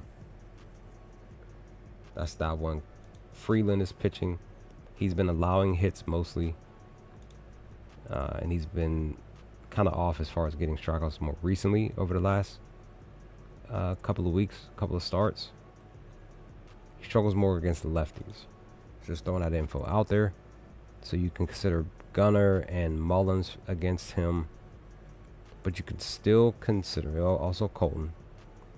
And you can still definitely consider Jackson. Funny enough, again, my O's struggle against lefties. But they had, over the course of the last, 4 weeks, 5 weeks, something like that, there were 2 or 3 lefties that we face off against. I think we're 2 and 3 or, yeah, something like that, where we went out there and actually handled business. We scored 5, 6, 7 runs. We won the game against a lefty that was really, our kryptonite, and we handled business. So just kind of throwing that out there. So let's look at Moniak. He's in the green.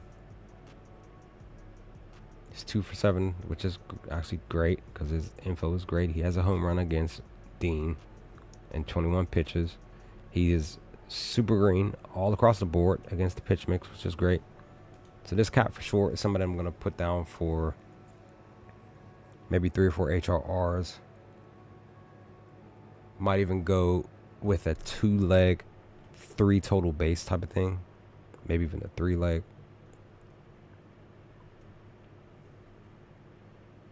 He is struggling a little bit on Fridays, right? But everything else, he's still batting really well. And he's 50-50 during away games. But again, more recently, for the most part, he's been getting 3 or more HRs. He's averaging 3 over the last 10. And he's been getting total bases as well. Definitely 3 or more over the last 10. Technically last 5. He's 4-1. And 5-0, I think. So 4-1, at least getting 3. So I just kind of personally believe that he could possibly go yard again today versus Dean. So we'll see. But he's definitely one that I would definitely highly consider. Plus his home run is what, 350? Ryan's is 360.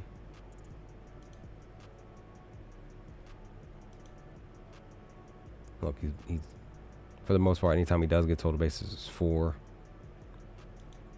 He's had 4 home runs in the last 10. Whenever he gets HRs, it's mostly technically 4 or higher.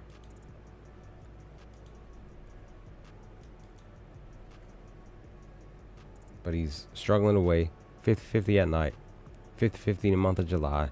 But he bats really great on Fridays. He's 50-50 versus righties. I personally would possibly even put Ryan and Moniak on a ticket for, say, 3+ HRRs. Just like I said, just putting it out there.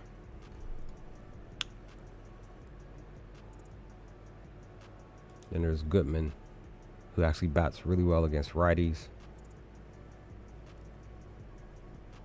And Dean struggles against righties.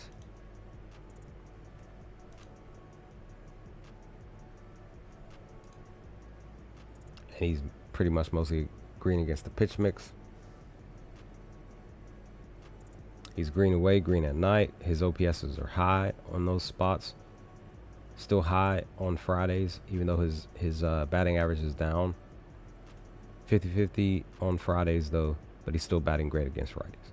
So it's just something to just throw out there to say, yo, consider Hunter. And let's look at Jordan. Now Jordan has not had back-to-back 3 HRs. Yesterday was a missed opportunity. I mean, the last game, should I say.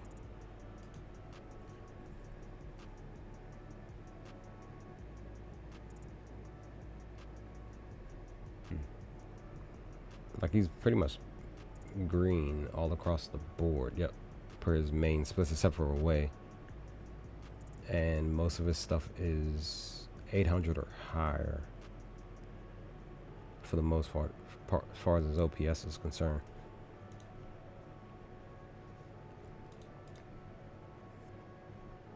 So Jordan has not had back-to-back 2 total base for 3 HRs. So we'll see. So Ramon has been on a bit of a heater a little bit, right? 5 home runs in the last 10. 3 the last 5. Total base-wise. More recently he's been doing it. But again, he's still at least had, in all the games that he's hit, you know, above the mark as far as total base, he's literally hitting 4 or more, which is great. And HRR is pretty much the same thing. He only had 1 game where he had 3. Everything else is 4 or higher. So he just might do something tonight with those numbers again.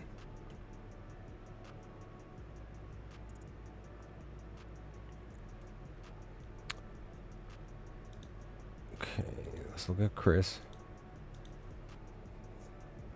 I don't think I had him on my ticket yesterday. Let me double check. I don't think I did. No. Had I put him down, maybe. Well, then again, no. No, that's right.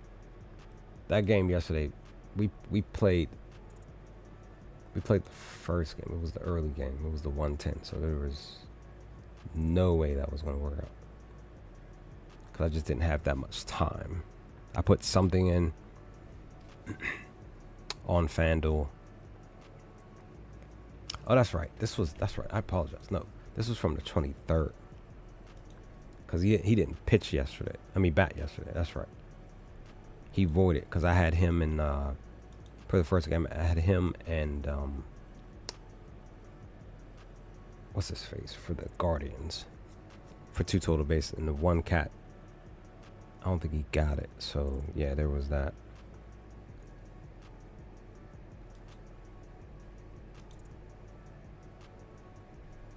That's right. I had Westbrook down for 2 total bases. He didn't get it. Yep, it was him and well, no, it was my 4-leg. That's right. I had a 4-leg, 2 total base, and your boy didn't do anything.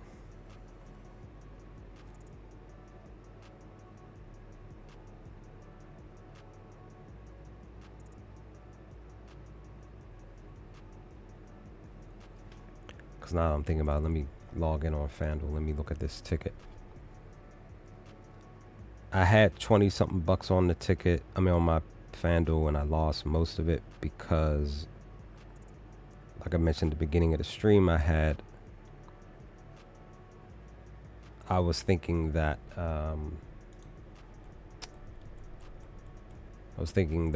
the Sky were gonna get 35 first half points, and they didn't. They got shut down.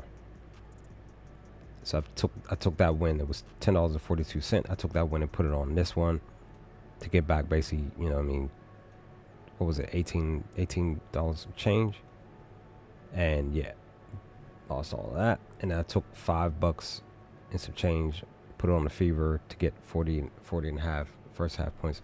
They got shut down as well. So lost $15 in total out of the 20. So there's that.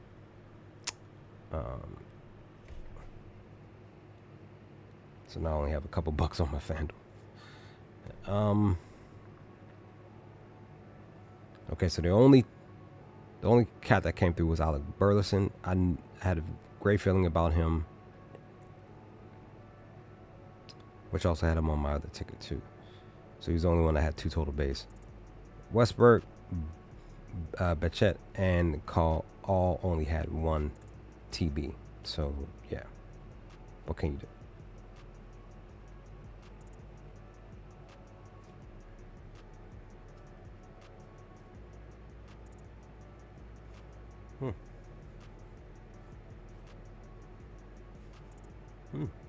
Nice.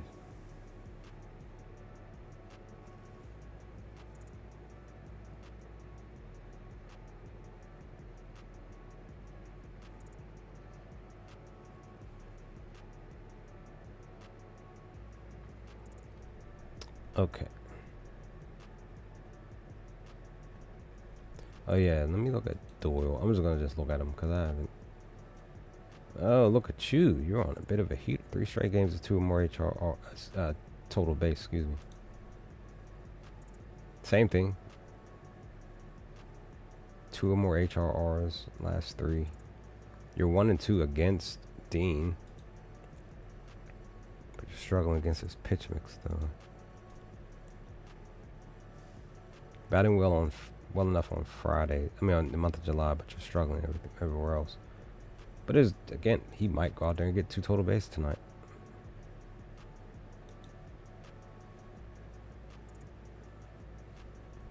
Okay.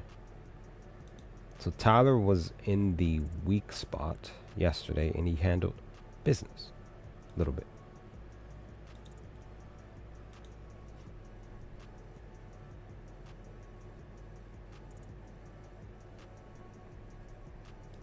Okay. All right.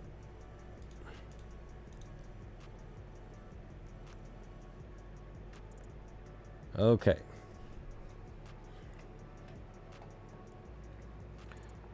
So Red Sox. You are facing off against a pitcher who, in 16 innings, has only allowed 1 home run. It's against lefties. He's allowing hits, though, for the season, sorta. More so 2 and 3 on the season. Oh no, 2 and 2. My fault. Now he's struggling against righties. His pitch mix sucks. Kind of wondering if he's gonna pitch today. Like pitch like 4 or 5 innings. So let me look at Story here. Okay, you had 2 total base yesterday. 2 HRRs. A little bit of green against the pitch mix.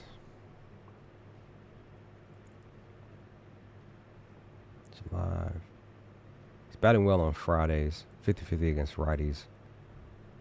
Kind of curious. Kind of curious about Story. He might actually do something. I'm curious though. So Alex did something back on the 20th. He finally hit a home run. I remember that. But he hasn't done much of anything at all since he's been back. He's green at home, green at night, struggling the month of July, green on Fridays, green versus righty. So he's there. It's just he just can't read the ball currently. Look at Jaron here. Okay, he's actually had back-to-back HRRs, which is good. 3 is good. That's where you want it. That's where I want it to be. 2 is more of a safe spot. 3 is a little bit aggressive, and then of course 4 or higher is the even like the really great aggressive spots.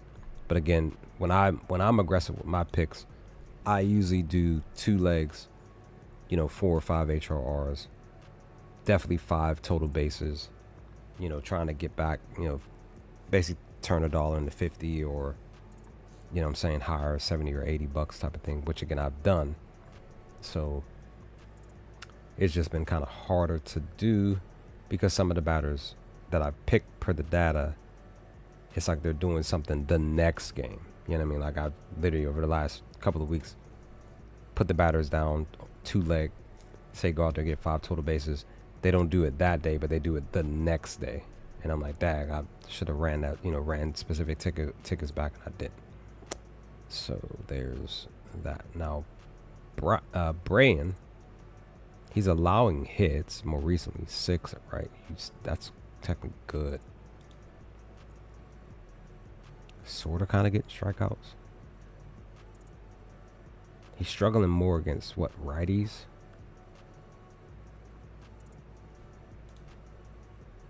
Pitch mix is down, which is good. Look at Andy. So Andy went back to back more recently, but he's 0-2 against Brand. Maybe 50-50 against the pitch mix.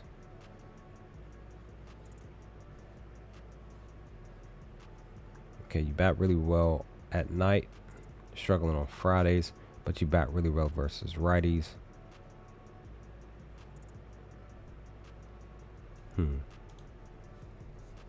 Curious. See, I want to put Will down, guys. I really do. I really, really want to put Will down, like, for real. Because again, per his data, per his splits, all except for Fridays. So he bats better Saturday, definitely on Sunday. But Fridays he struggled.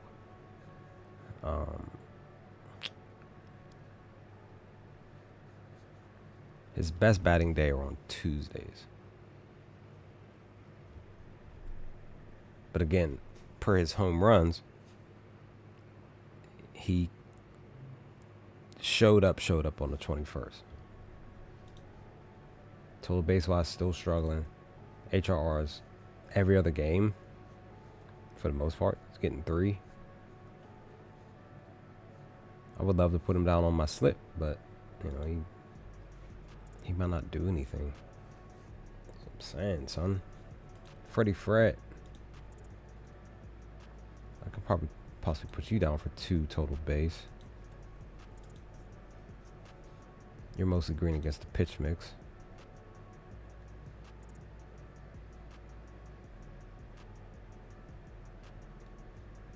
Okay. All right. Oh shoot. Toro. Haven't looked his way at all. Not in a while.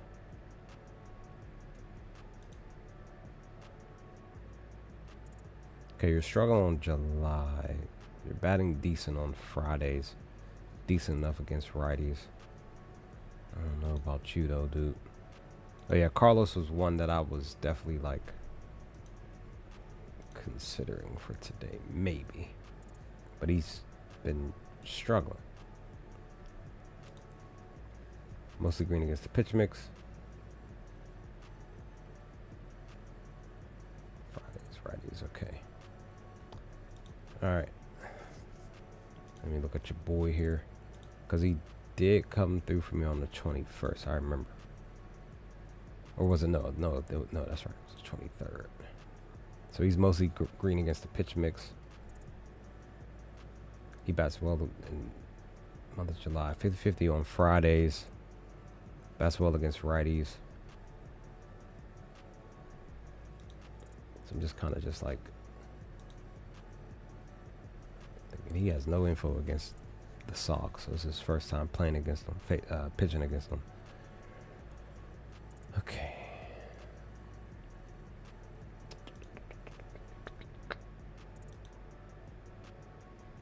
Mookie, same thing. Because the funny thing is, like, for the Dodgers, they, like,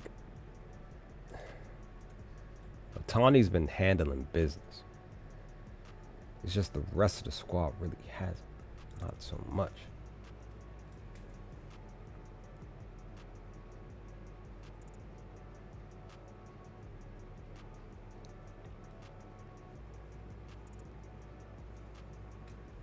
Yeah.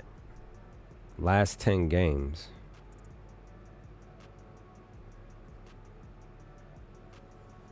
They're 4-6, so that's what I'm saying. Like, basically they're struggling. So it's been kind of hard to outside of Tawny. And because Otani's on it, he's on a 5-game heater right now. He's been an automatic 4 total base, automatic home run hitter, and automatic 4 HRRs. He actually bats well against Brand. He's batting well against the pitch mix. Green at night, green away. 50-50 in the month of July, but his slug is high, which is great. OPS is high, great. 50-50 on Fridays. Batting great against righties. So he just might go yard again tonight. Let me look at the pitch mix real quick. Let me see.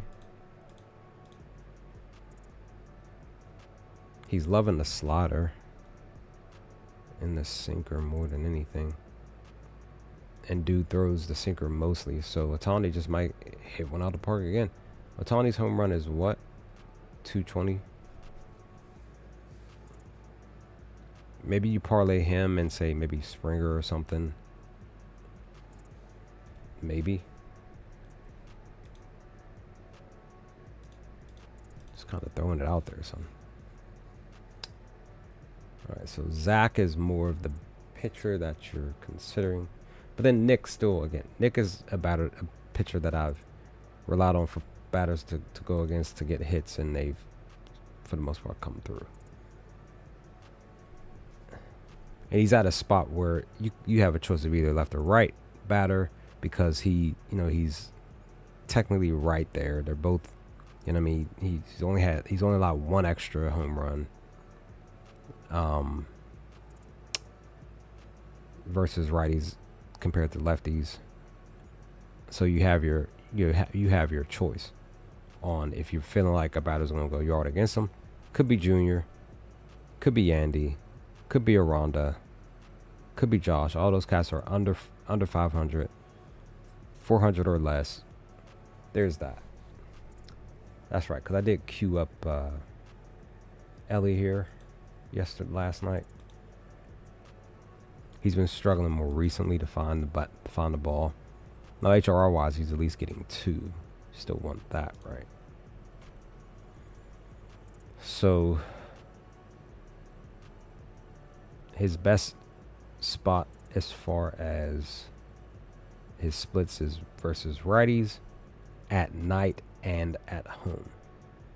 His July is down.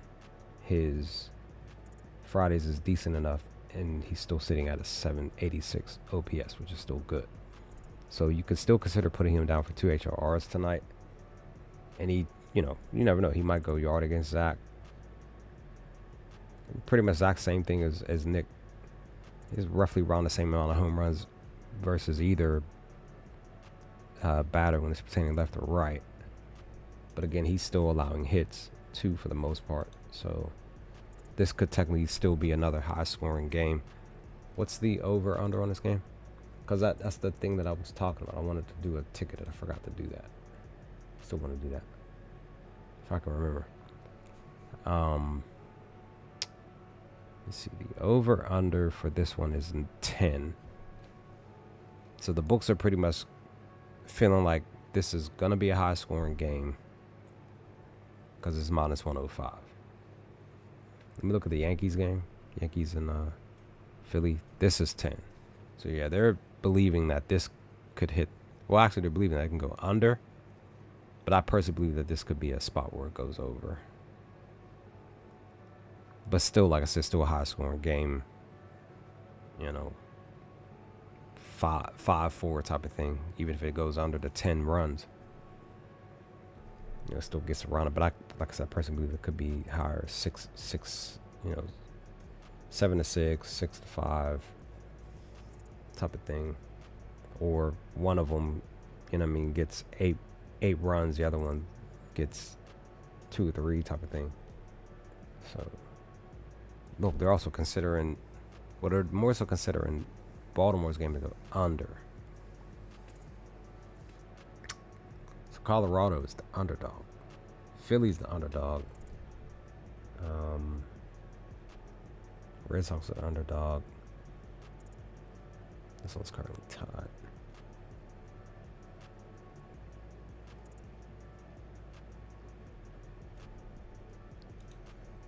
Let me see, because I still have yet to do a dog of the day. for real.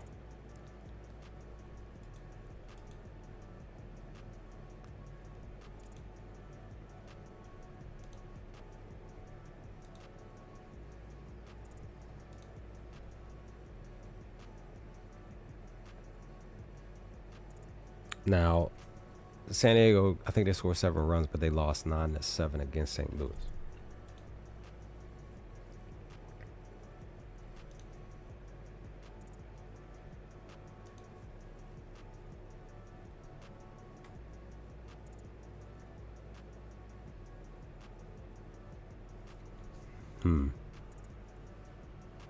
I'm trying to find a dog of the day. That's what I'm trying to find.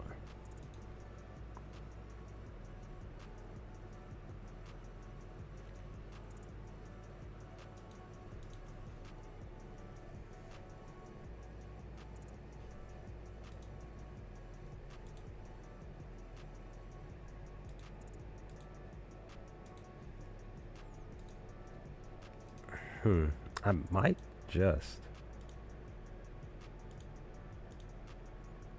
What is it?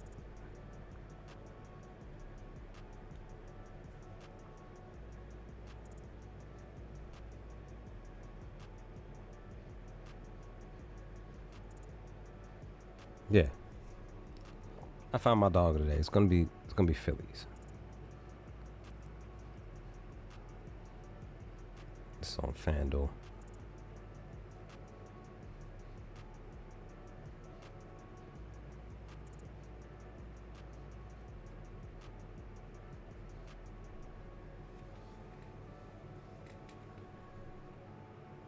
I officially got a pick here on the stream finally after 2 hours.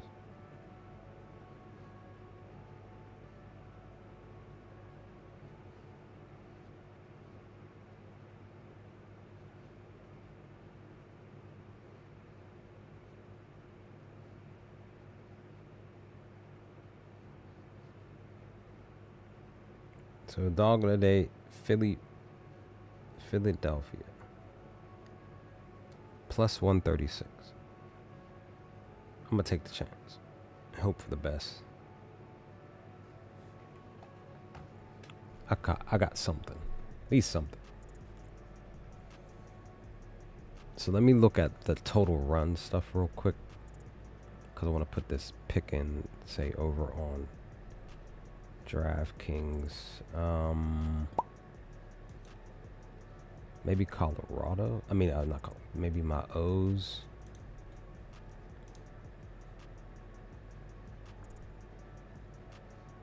Okay, they're a minus 270 to get 4.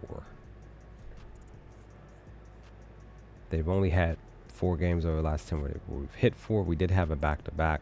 That was on between the 21st and 22nd. Against them, we've pretty much hit 4. But this was last year.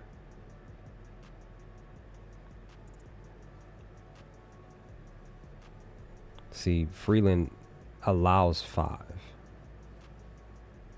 earned runs. So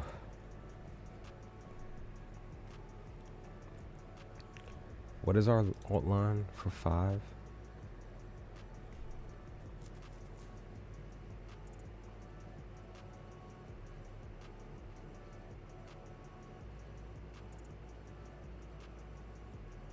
So then maybe let me see. If I do, because I'm gonna log into DraftKings real quick. If I do my O's for 4, where it's sitting at?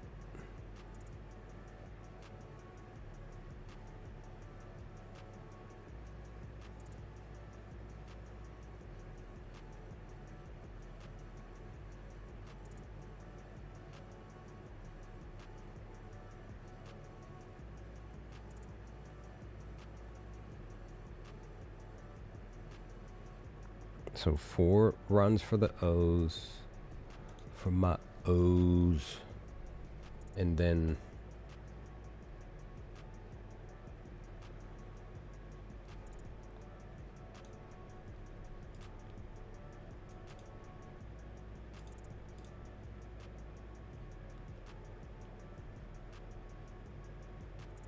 Let me see.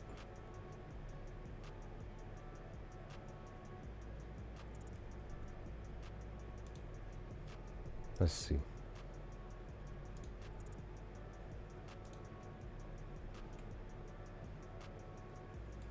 It's 215. Okay.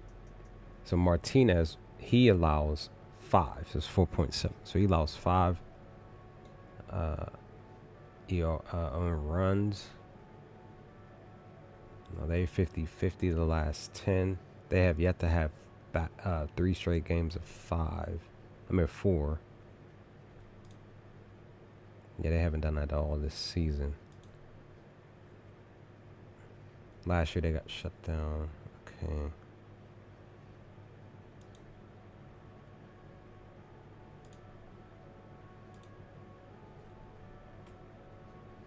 Oh, this one's lower. It's 200.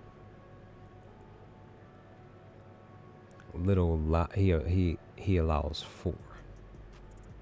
Now, since the last 10, they've been handling business. 7-3. But last year they struggled to get. They didn't even hit 4 against them.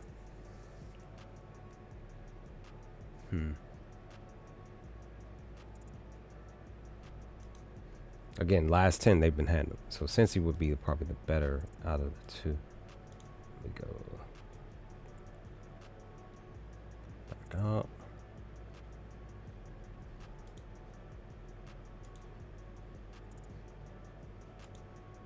Forgot to look at the Tigers here. So they're minus 165 for 4. Huh. Okay.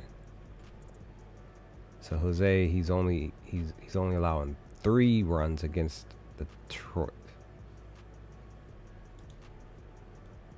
But Detroit versus them, they're averaging 5. Just in general. On the season though, they only hit 1 game, and that was yesterday with 4. The question is, will they do that again today or tonight? That's what I'm kind of curious about.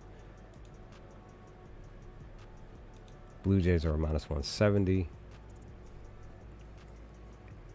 Now, they're on a heater. Man, I missed this one. Sheesh. I should have. Because look at this. If you would have started here on the 18th and just bet on Toronto to score runs, what's that? 7 straight games. You just taking all your wins, just bet on Toronto to just score runs. You would be up right now with funds in your pocket, and you could technically, that's 7 days. You know what I mean? Hundreds of dollars in your pocket for.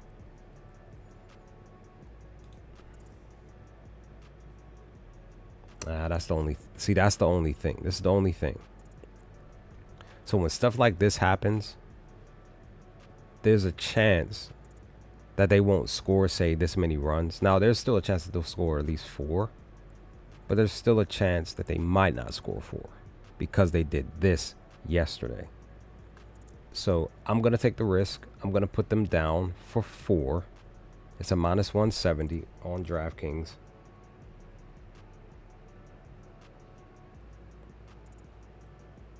Because Toronto has been on the heater as far as scoring runs.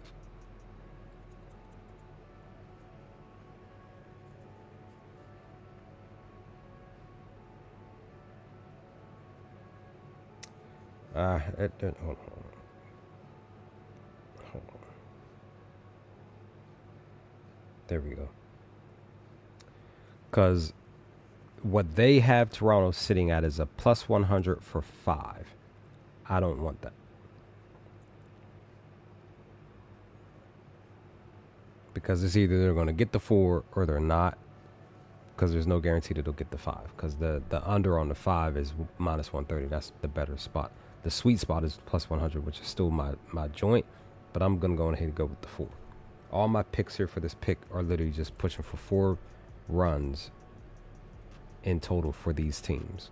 Probably 3. I want to push for four teams in total. So let's really look at some more of this stuff here. Okay, Chicago. They're away. So they're minus 187. But they're facing off against Hauser, who doesn't allow that many runs. So let's look.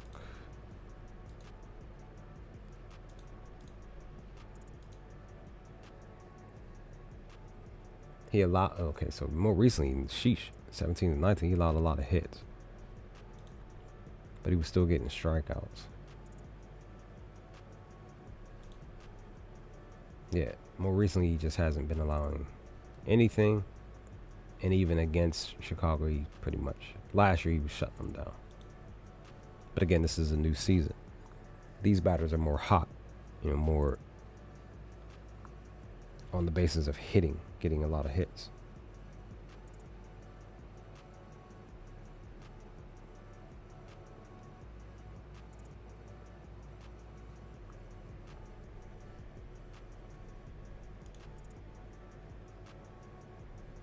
Because the last 10 games, they've pretty much been handling business. Even the last 20, they've literally. So one time they had 3 before they went down, and then one time they had 4 straight was more recently for the month. So this is more of the riskier pick to take. Why? Because they're facing off against a pitcher that more recently has allowed hits. I just can't tell if he's. I can't tell.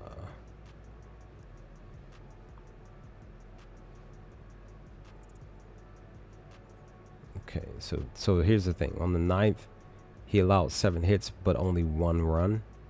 But on the 19th, which is more recent, he allowed 10 hits and allowed 4 runs. He had five strikeouts.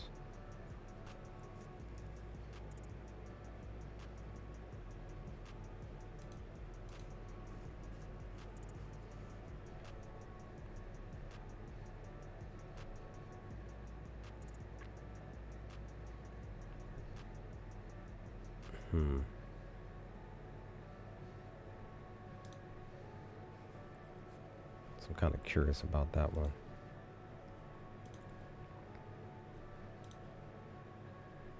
Currently have two picks current. Let's see.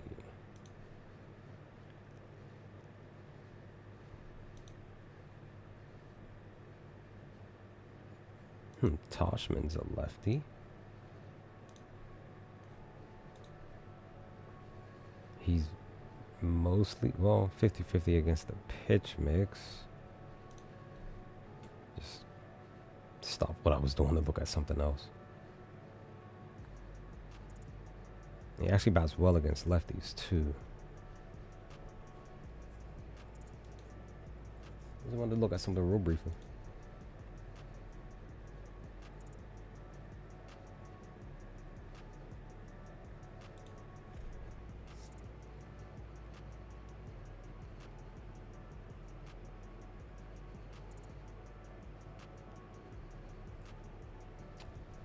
Okay, team, we've got Braves.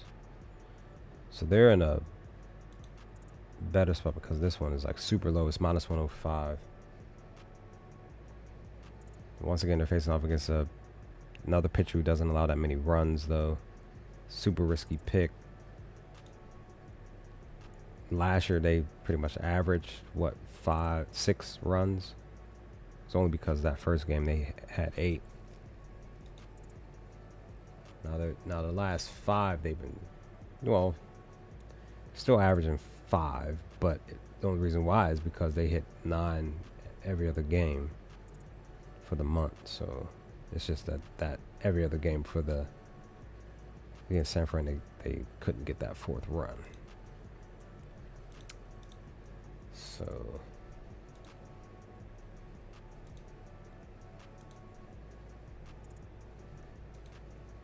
this was minus 160, but Wentz allows runs. Sheesh, 18.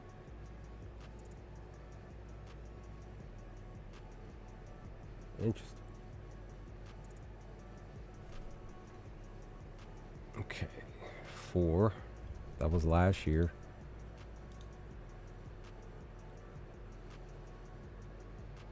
Again, more recently, 3-2.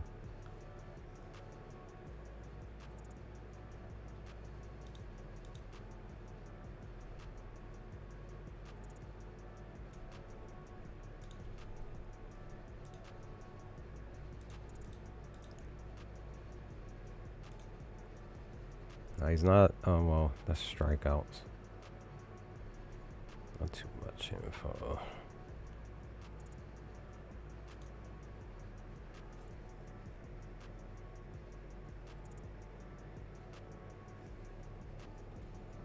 Yeah. Okay, so the month of July, he's actually struggling.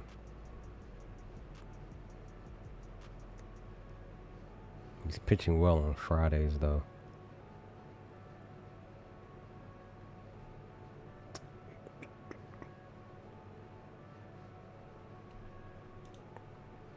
So I'm kind of curious about that one. Like, maybe I'd take the Texans to get 4 because they possibly go out there and do it. Because, again, Joey allows...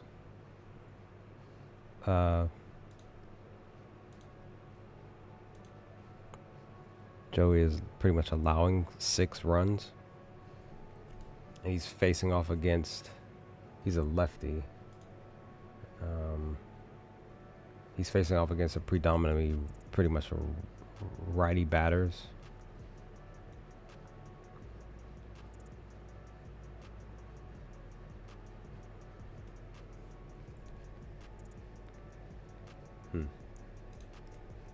Come back to that.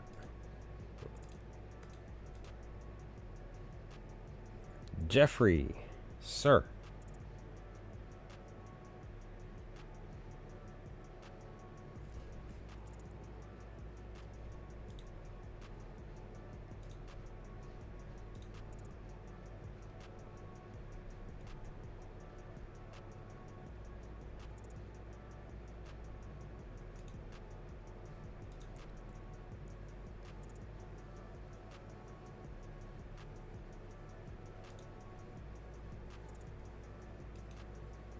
Minus 166. See, Jeff is allowing 4. Right on the nose. And for the most part, the Astros are averaging 4.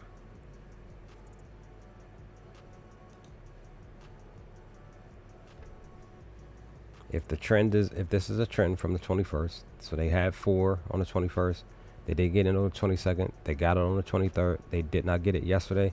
So, per the possible trend, if it's a trend, they probably get 4 tonight. Again, probably. Against the Athletics, they really haven't had, out of all these games, they haven't had back-to-back games where they didn't get 4 runs. So,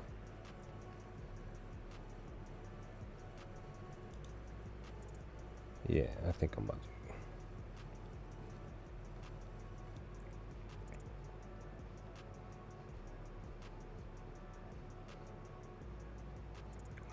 I'll put the Astros down.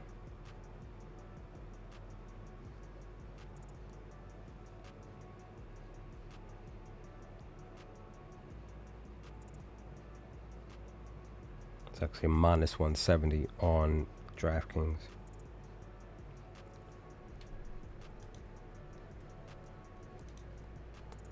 All right, I just need one more.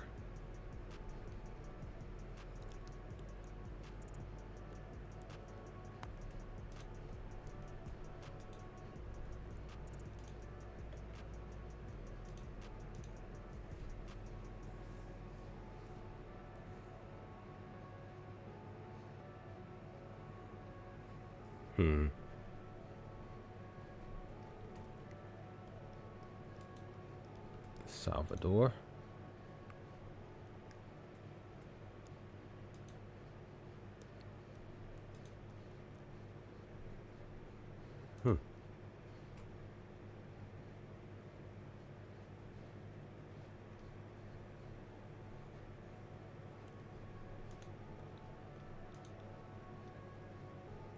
Okay. So you're struggling against lefties.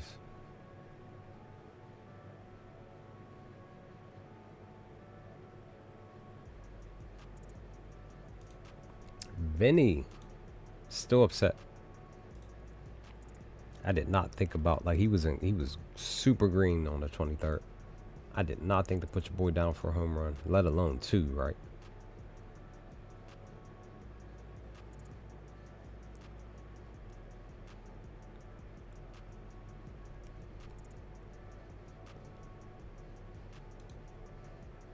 So the question is Vinny going to go yard tonight? That's the question.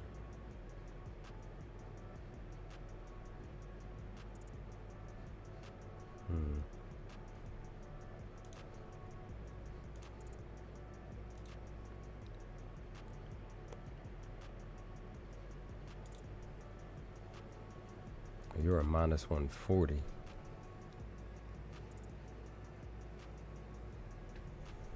Now, more recently, they've been getting runs. They're averaging 5 over the last 5, 5 over the last 10. Head 4.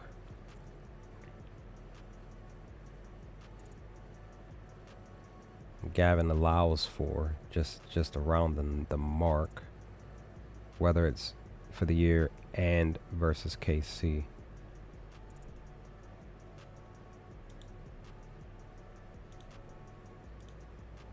Guardians here. So they're minus 140. See, they're averaging 6. They're averaging 4 against KC. See, Walker allows 4, but he actually allows 2 against the Guardians. That's the only thing.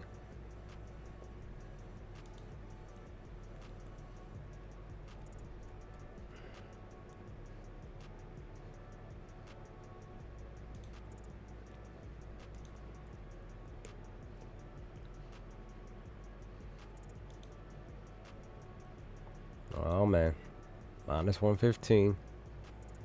This is super low. I see why, because they're 4 and 6.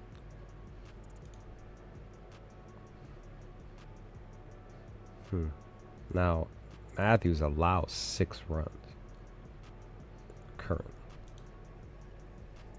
Is he a righty? Oops. He's a righty.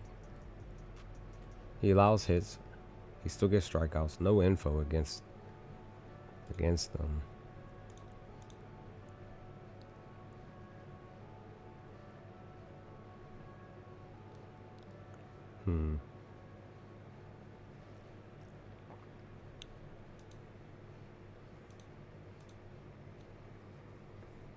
He's not allowing that much. He is allowing earned runs though. For Zebby. So I'm kind of curious about this one.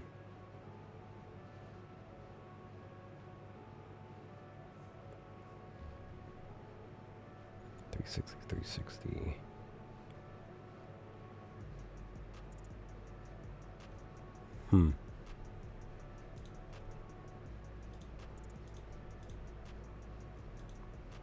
Let's see, Jose. He's allowing hits. Sort of kind of getting strikeouts. See, then Brian. Not recently he hasn't lost, so maybe not this game.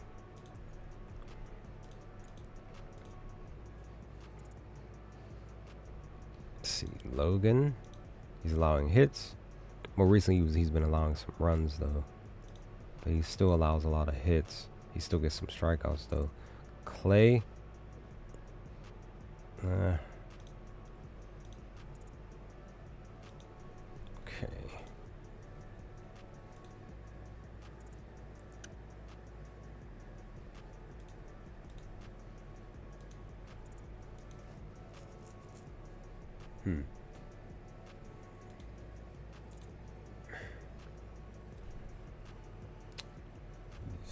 Sum 'em up.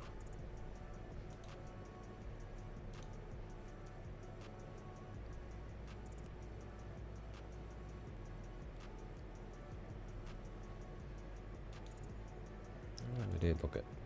Let's see. Pirates were random, right? Back-to-back games of 4 or more, basically 5, basically. They face off against Nelson, who's allowing 5. They face off against. He's pitched against the Pirates one time. He's 1-0 against us.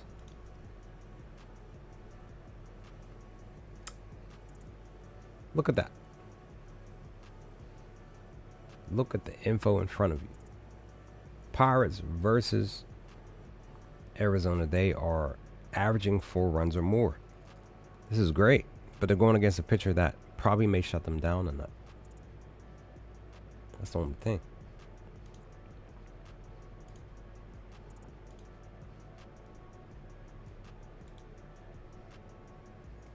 Okay, so y'all had back-to-back, 3 straight games of going under. Sheesh, Mike. 10? Sheesh. You see, Arizona is still scoring 4 runs for the most part.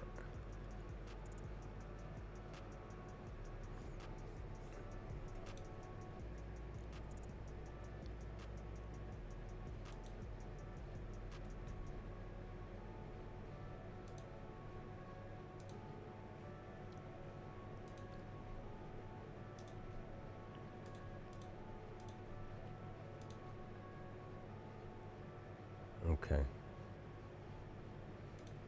Stay off of you. Right. It's probably just not going to do anything with that game.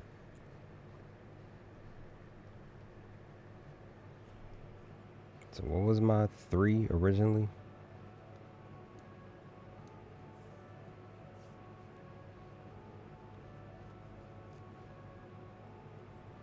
So Baltimore for sure, Toronto for sure, and Houston for sure.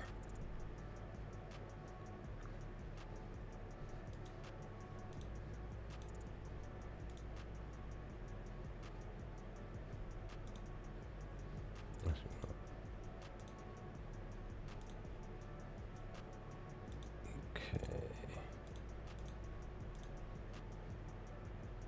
But that was last year.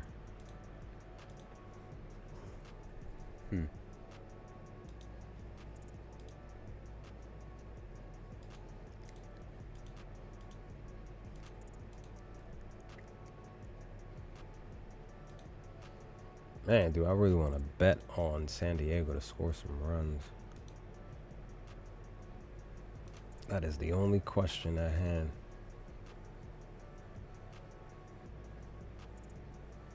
I really don't think I want to.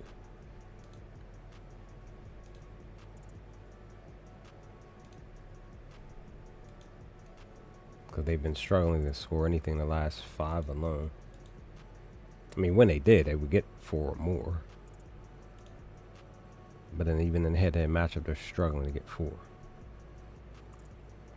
Because I don't think, because they did this yesterday, I don't think they're going to do it again, back-to-back games of like 6, 7, 8 runs type of thing. Just kind of throwing that out there. Because again, they're facing off against the pitcher who, yes, allows runs when he does. But let's see. Okay. But again, San Diego just, I don't know. I don't know.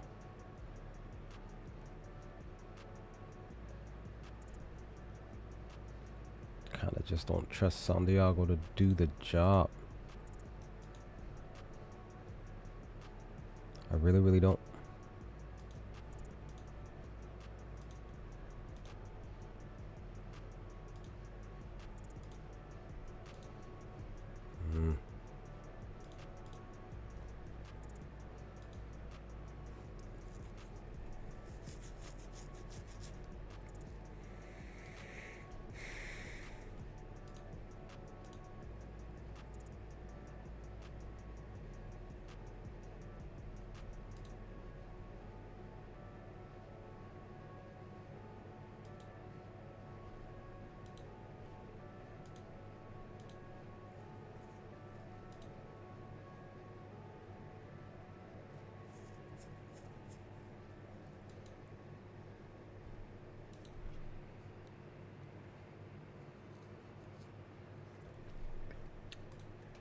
Okay.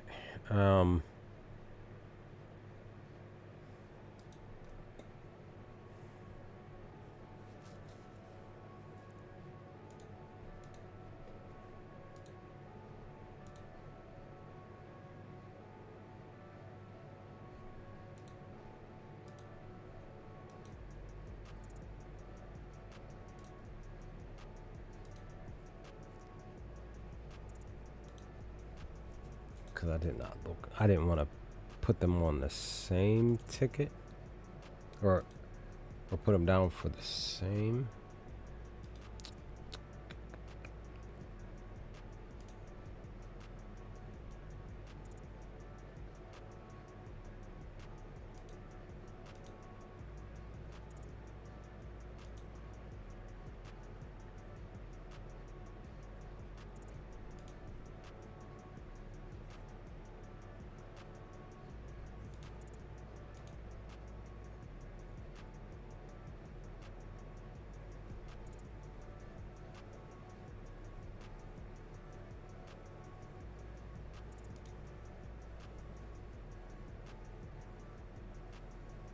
Again, that was, okay. So this reason why they averaged this because they were at home last year.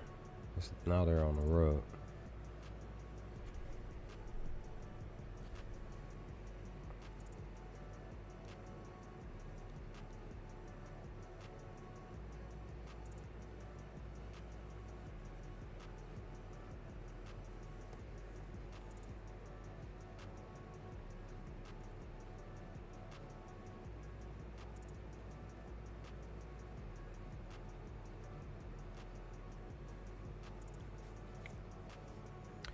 I'll just do it. I'll say screw it. I'll put Philly down for 4.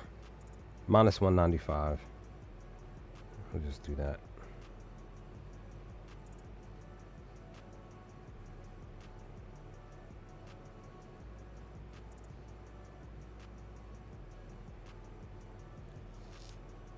We will do that and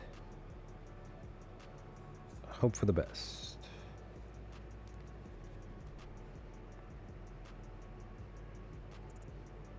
Let's see what happens.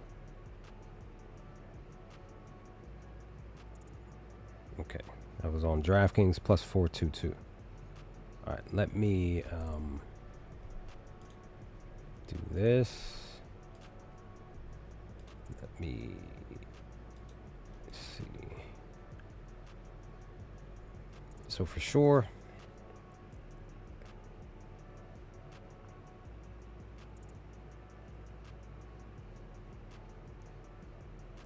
I'm gonna do a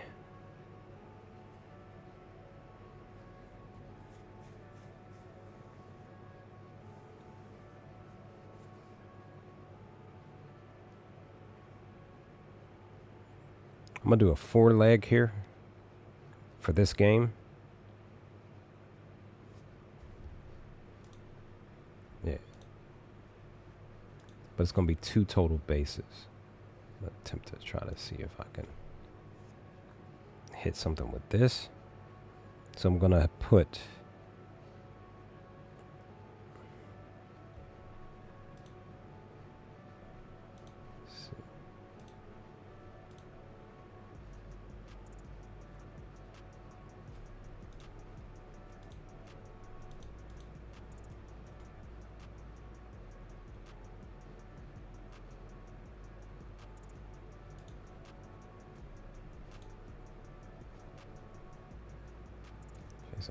that's right.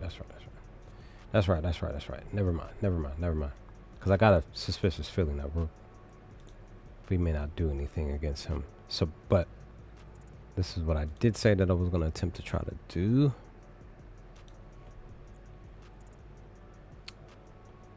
Is I'm going to do... I didn't look at Tyler. Oh, nice.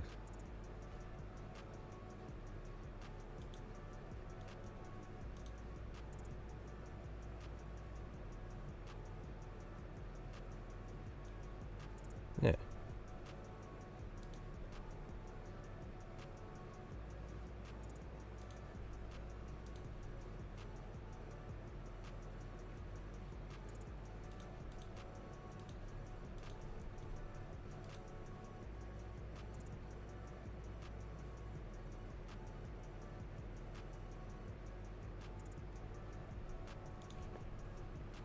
No, let's do Goodman and Tyler Freeman for.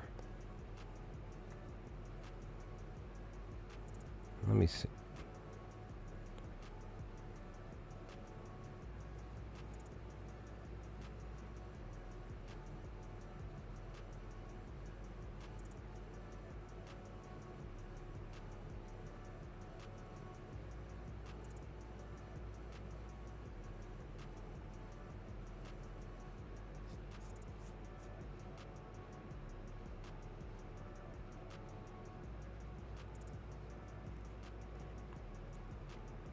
So Goodman is plus 170 for 3 HRRs.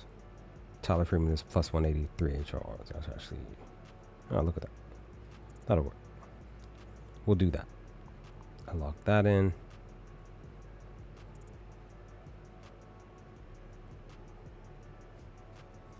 Okay.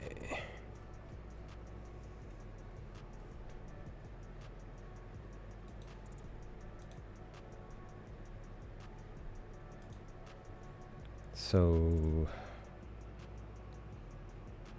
I'm gonna do this ticket on FanDuel. Out of all this stuff, I've been streaming for 2.5 hours. I'm tired. I'm ready to go lay down. Maybe take a nap before I eat lunch.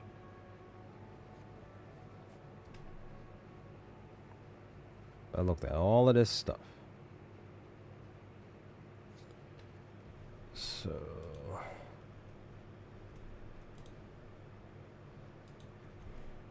I'm gonna stay right here. I'm gonna do, this is the total base pick, at least one of them.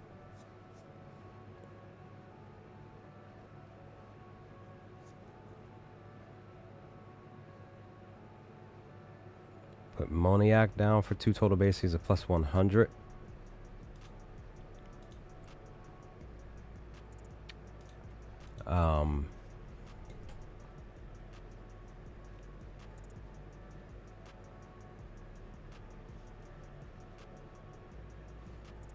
So Arizona.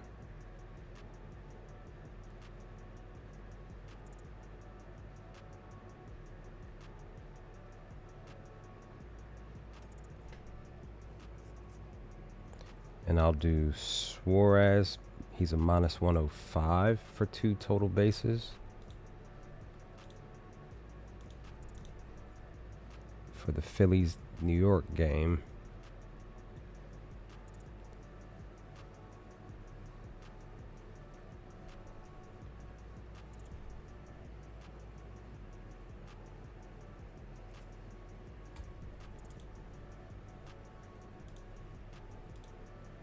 So I'm gonna do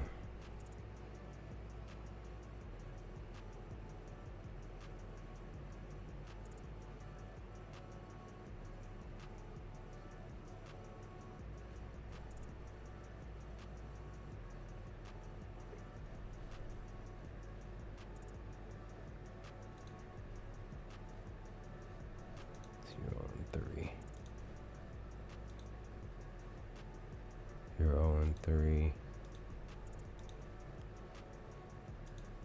Nick. 0-2.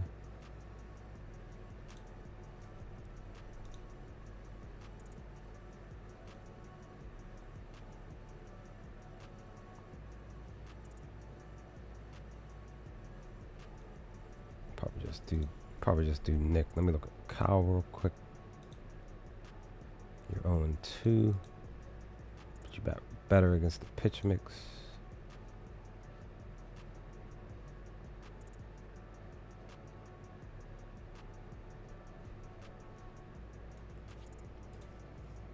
So you just have it. Well, you've had 3 straight.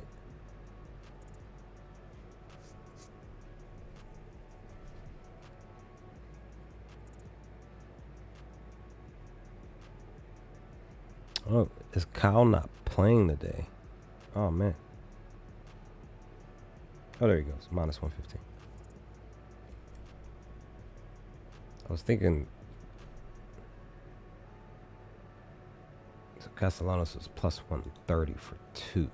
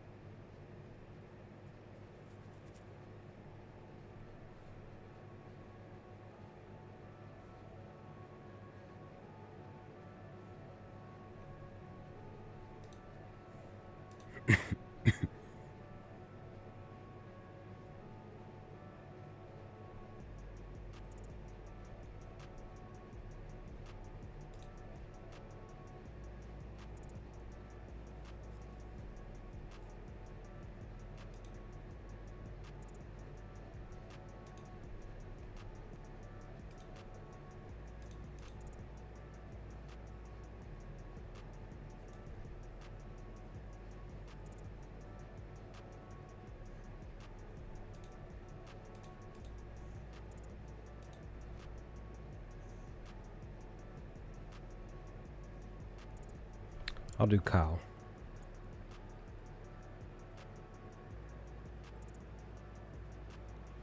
So minus 115.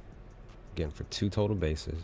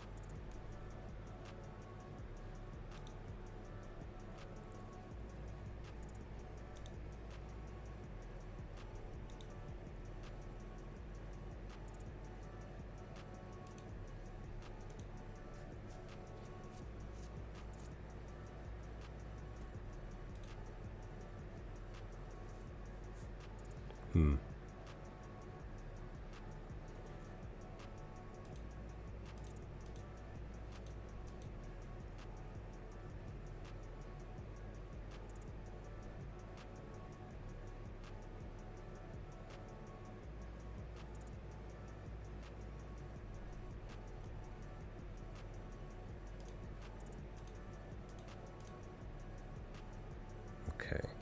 I'm gonna do Aranda.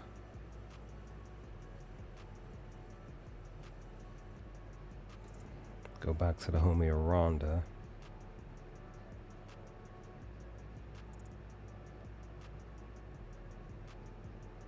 That's a minus 105.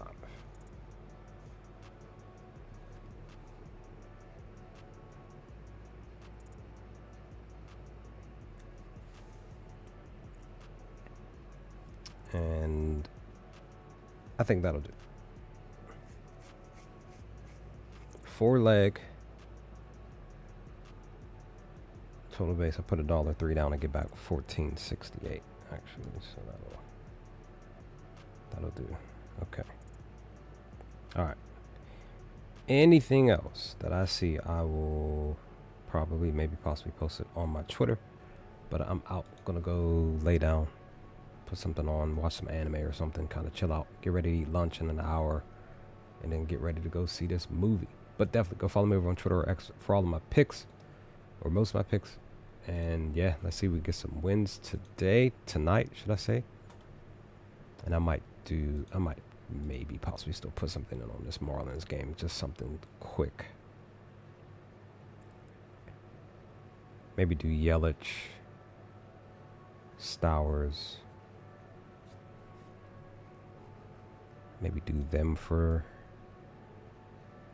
3 HRRs. Maybe I'll do that. See if they handle. But other than that, I'm out. Fam and Saver, thanks for stopping through. It's real as always. I will holler at y'all hopefully. So tomorrow I get off. It all depends on how I'm feeling after work, because we are going to be short this weekend and I'll be running around a lot both days. For sure, I'll still try to stream tomorrow after work for the night games. But Sunday, I probably, Sunday I'm not going to stream, because all those games are pretty much early, and then by the time I get off, the rest of the games are going to be playing, and then there's that one night game. So the following Sunday is when I would stream in the morning, so closer to the afternoon, because we'll have more time. But I'm out. I'll holler at y'all later. Stay safe.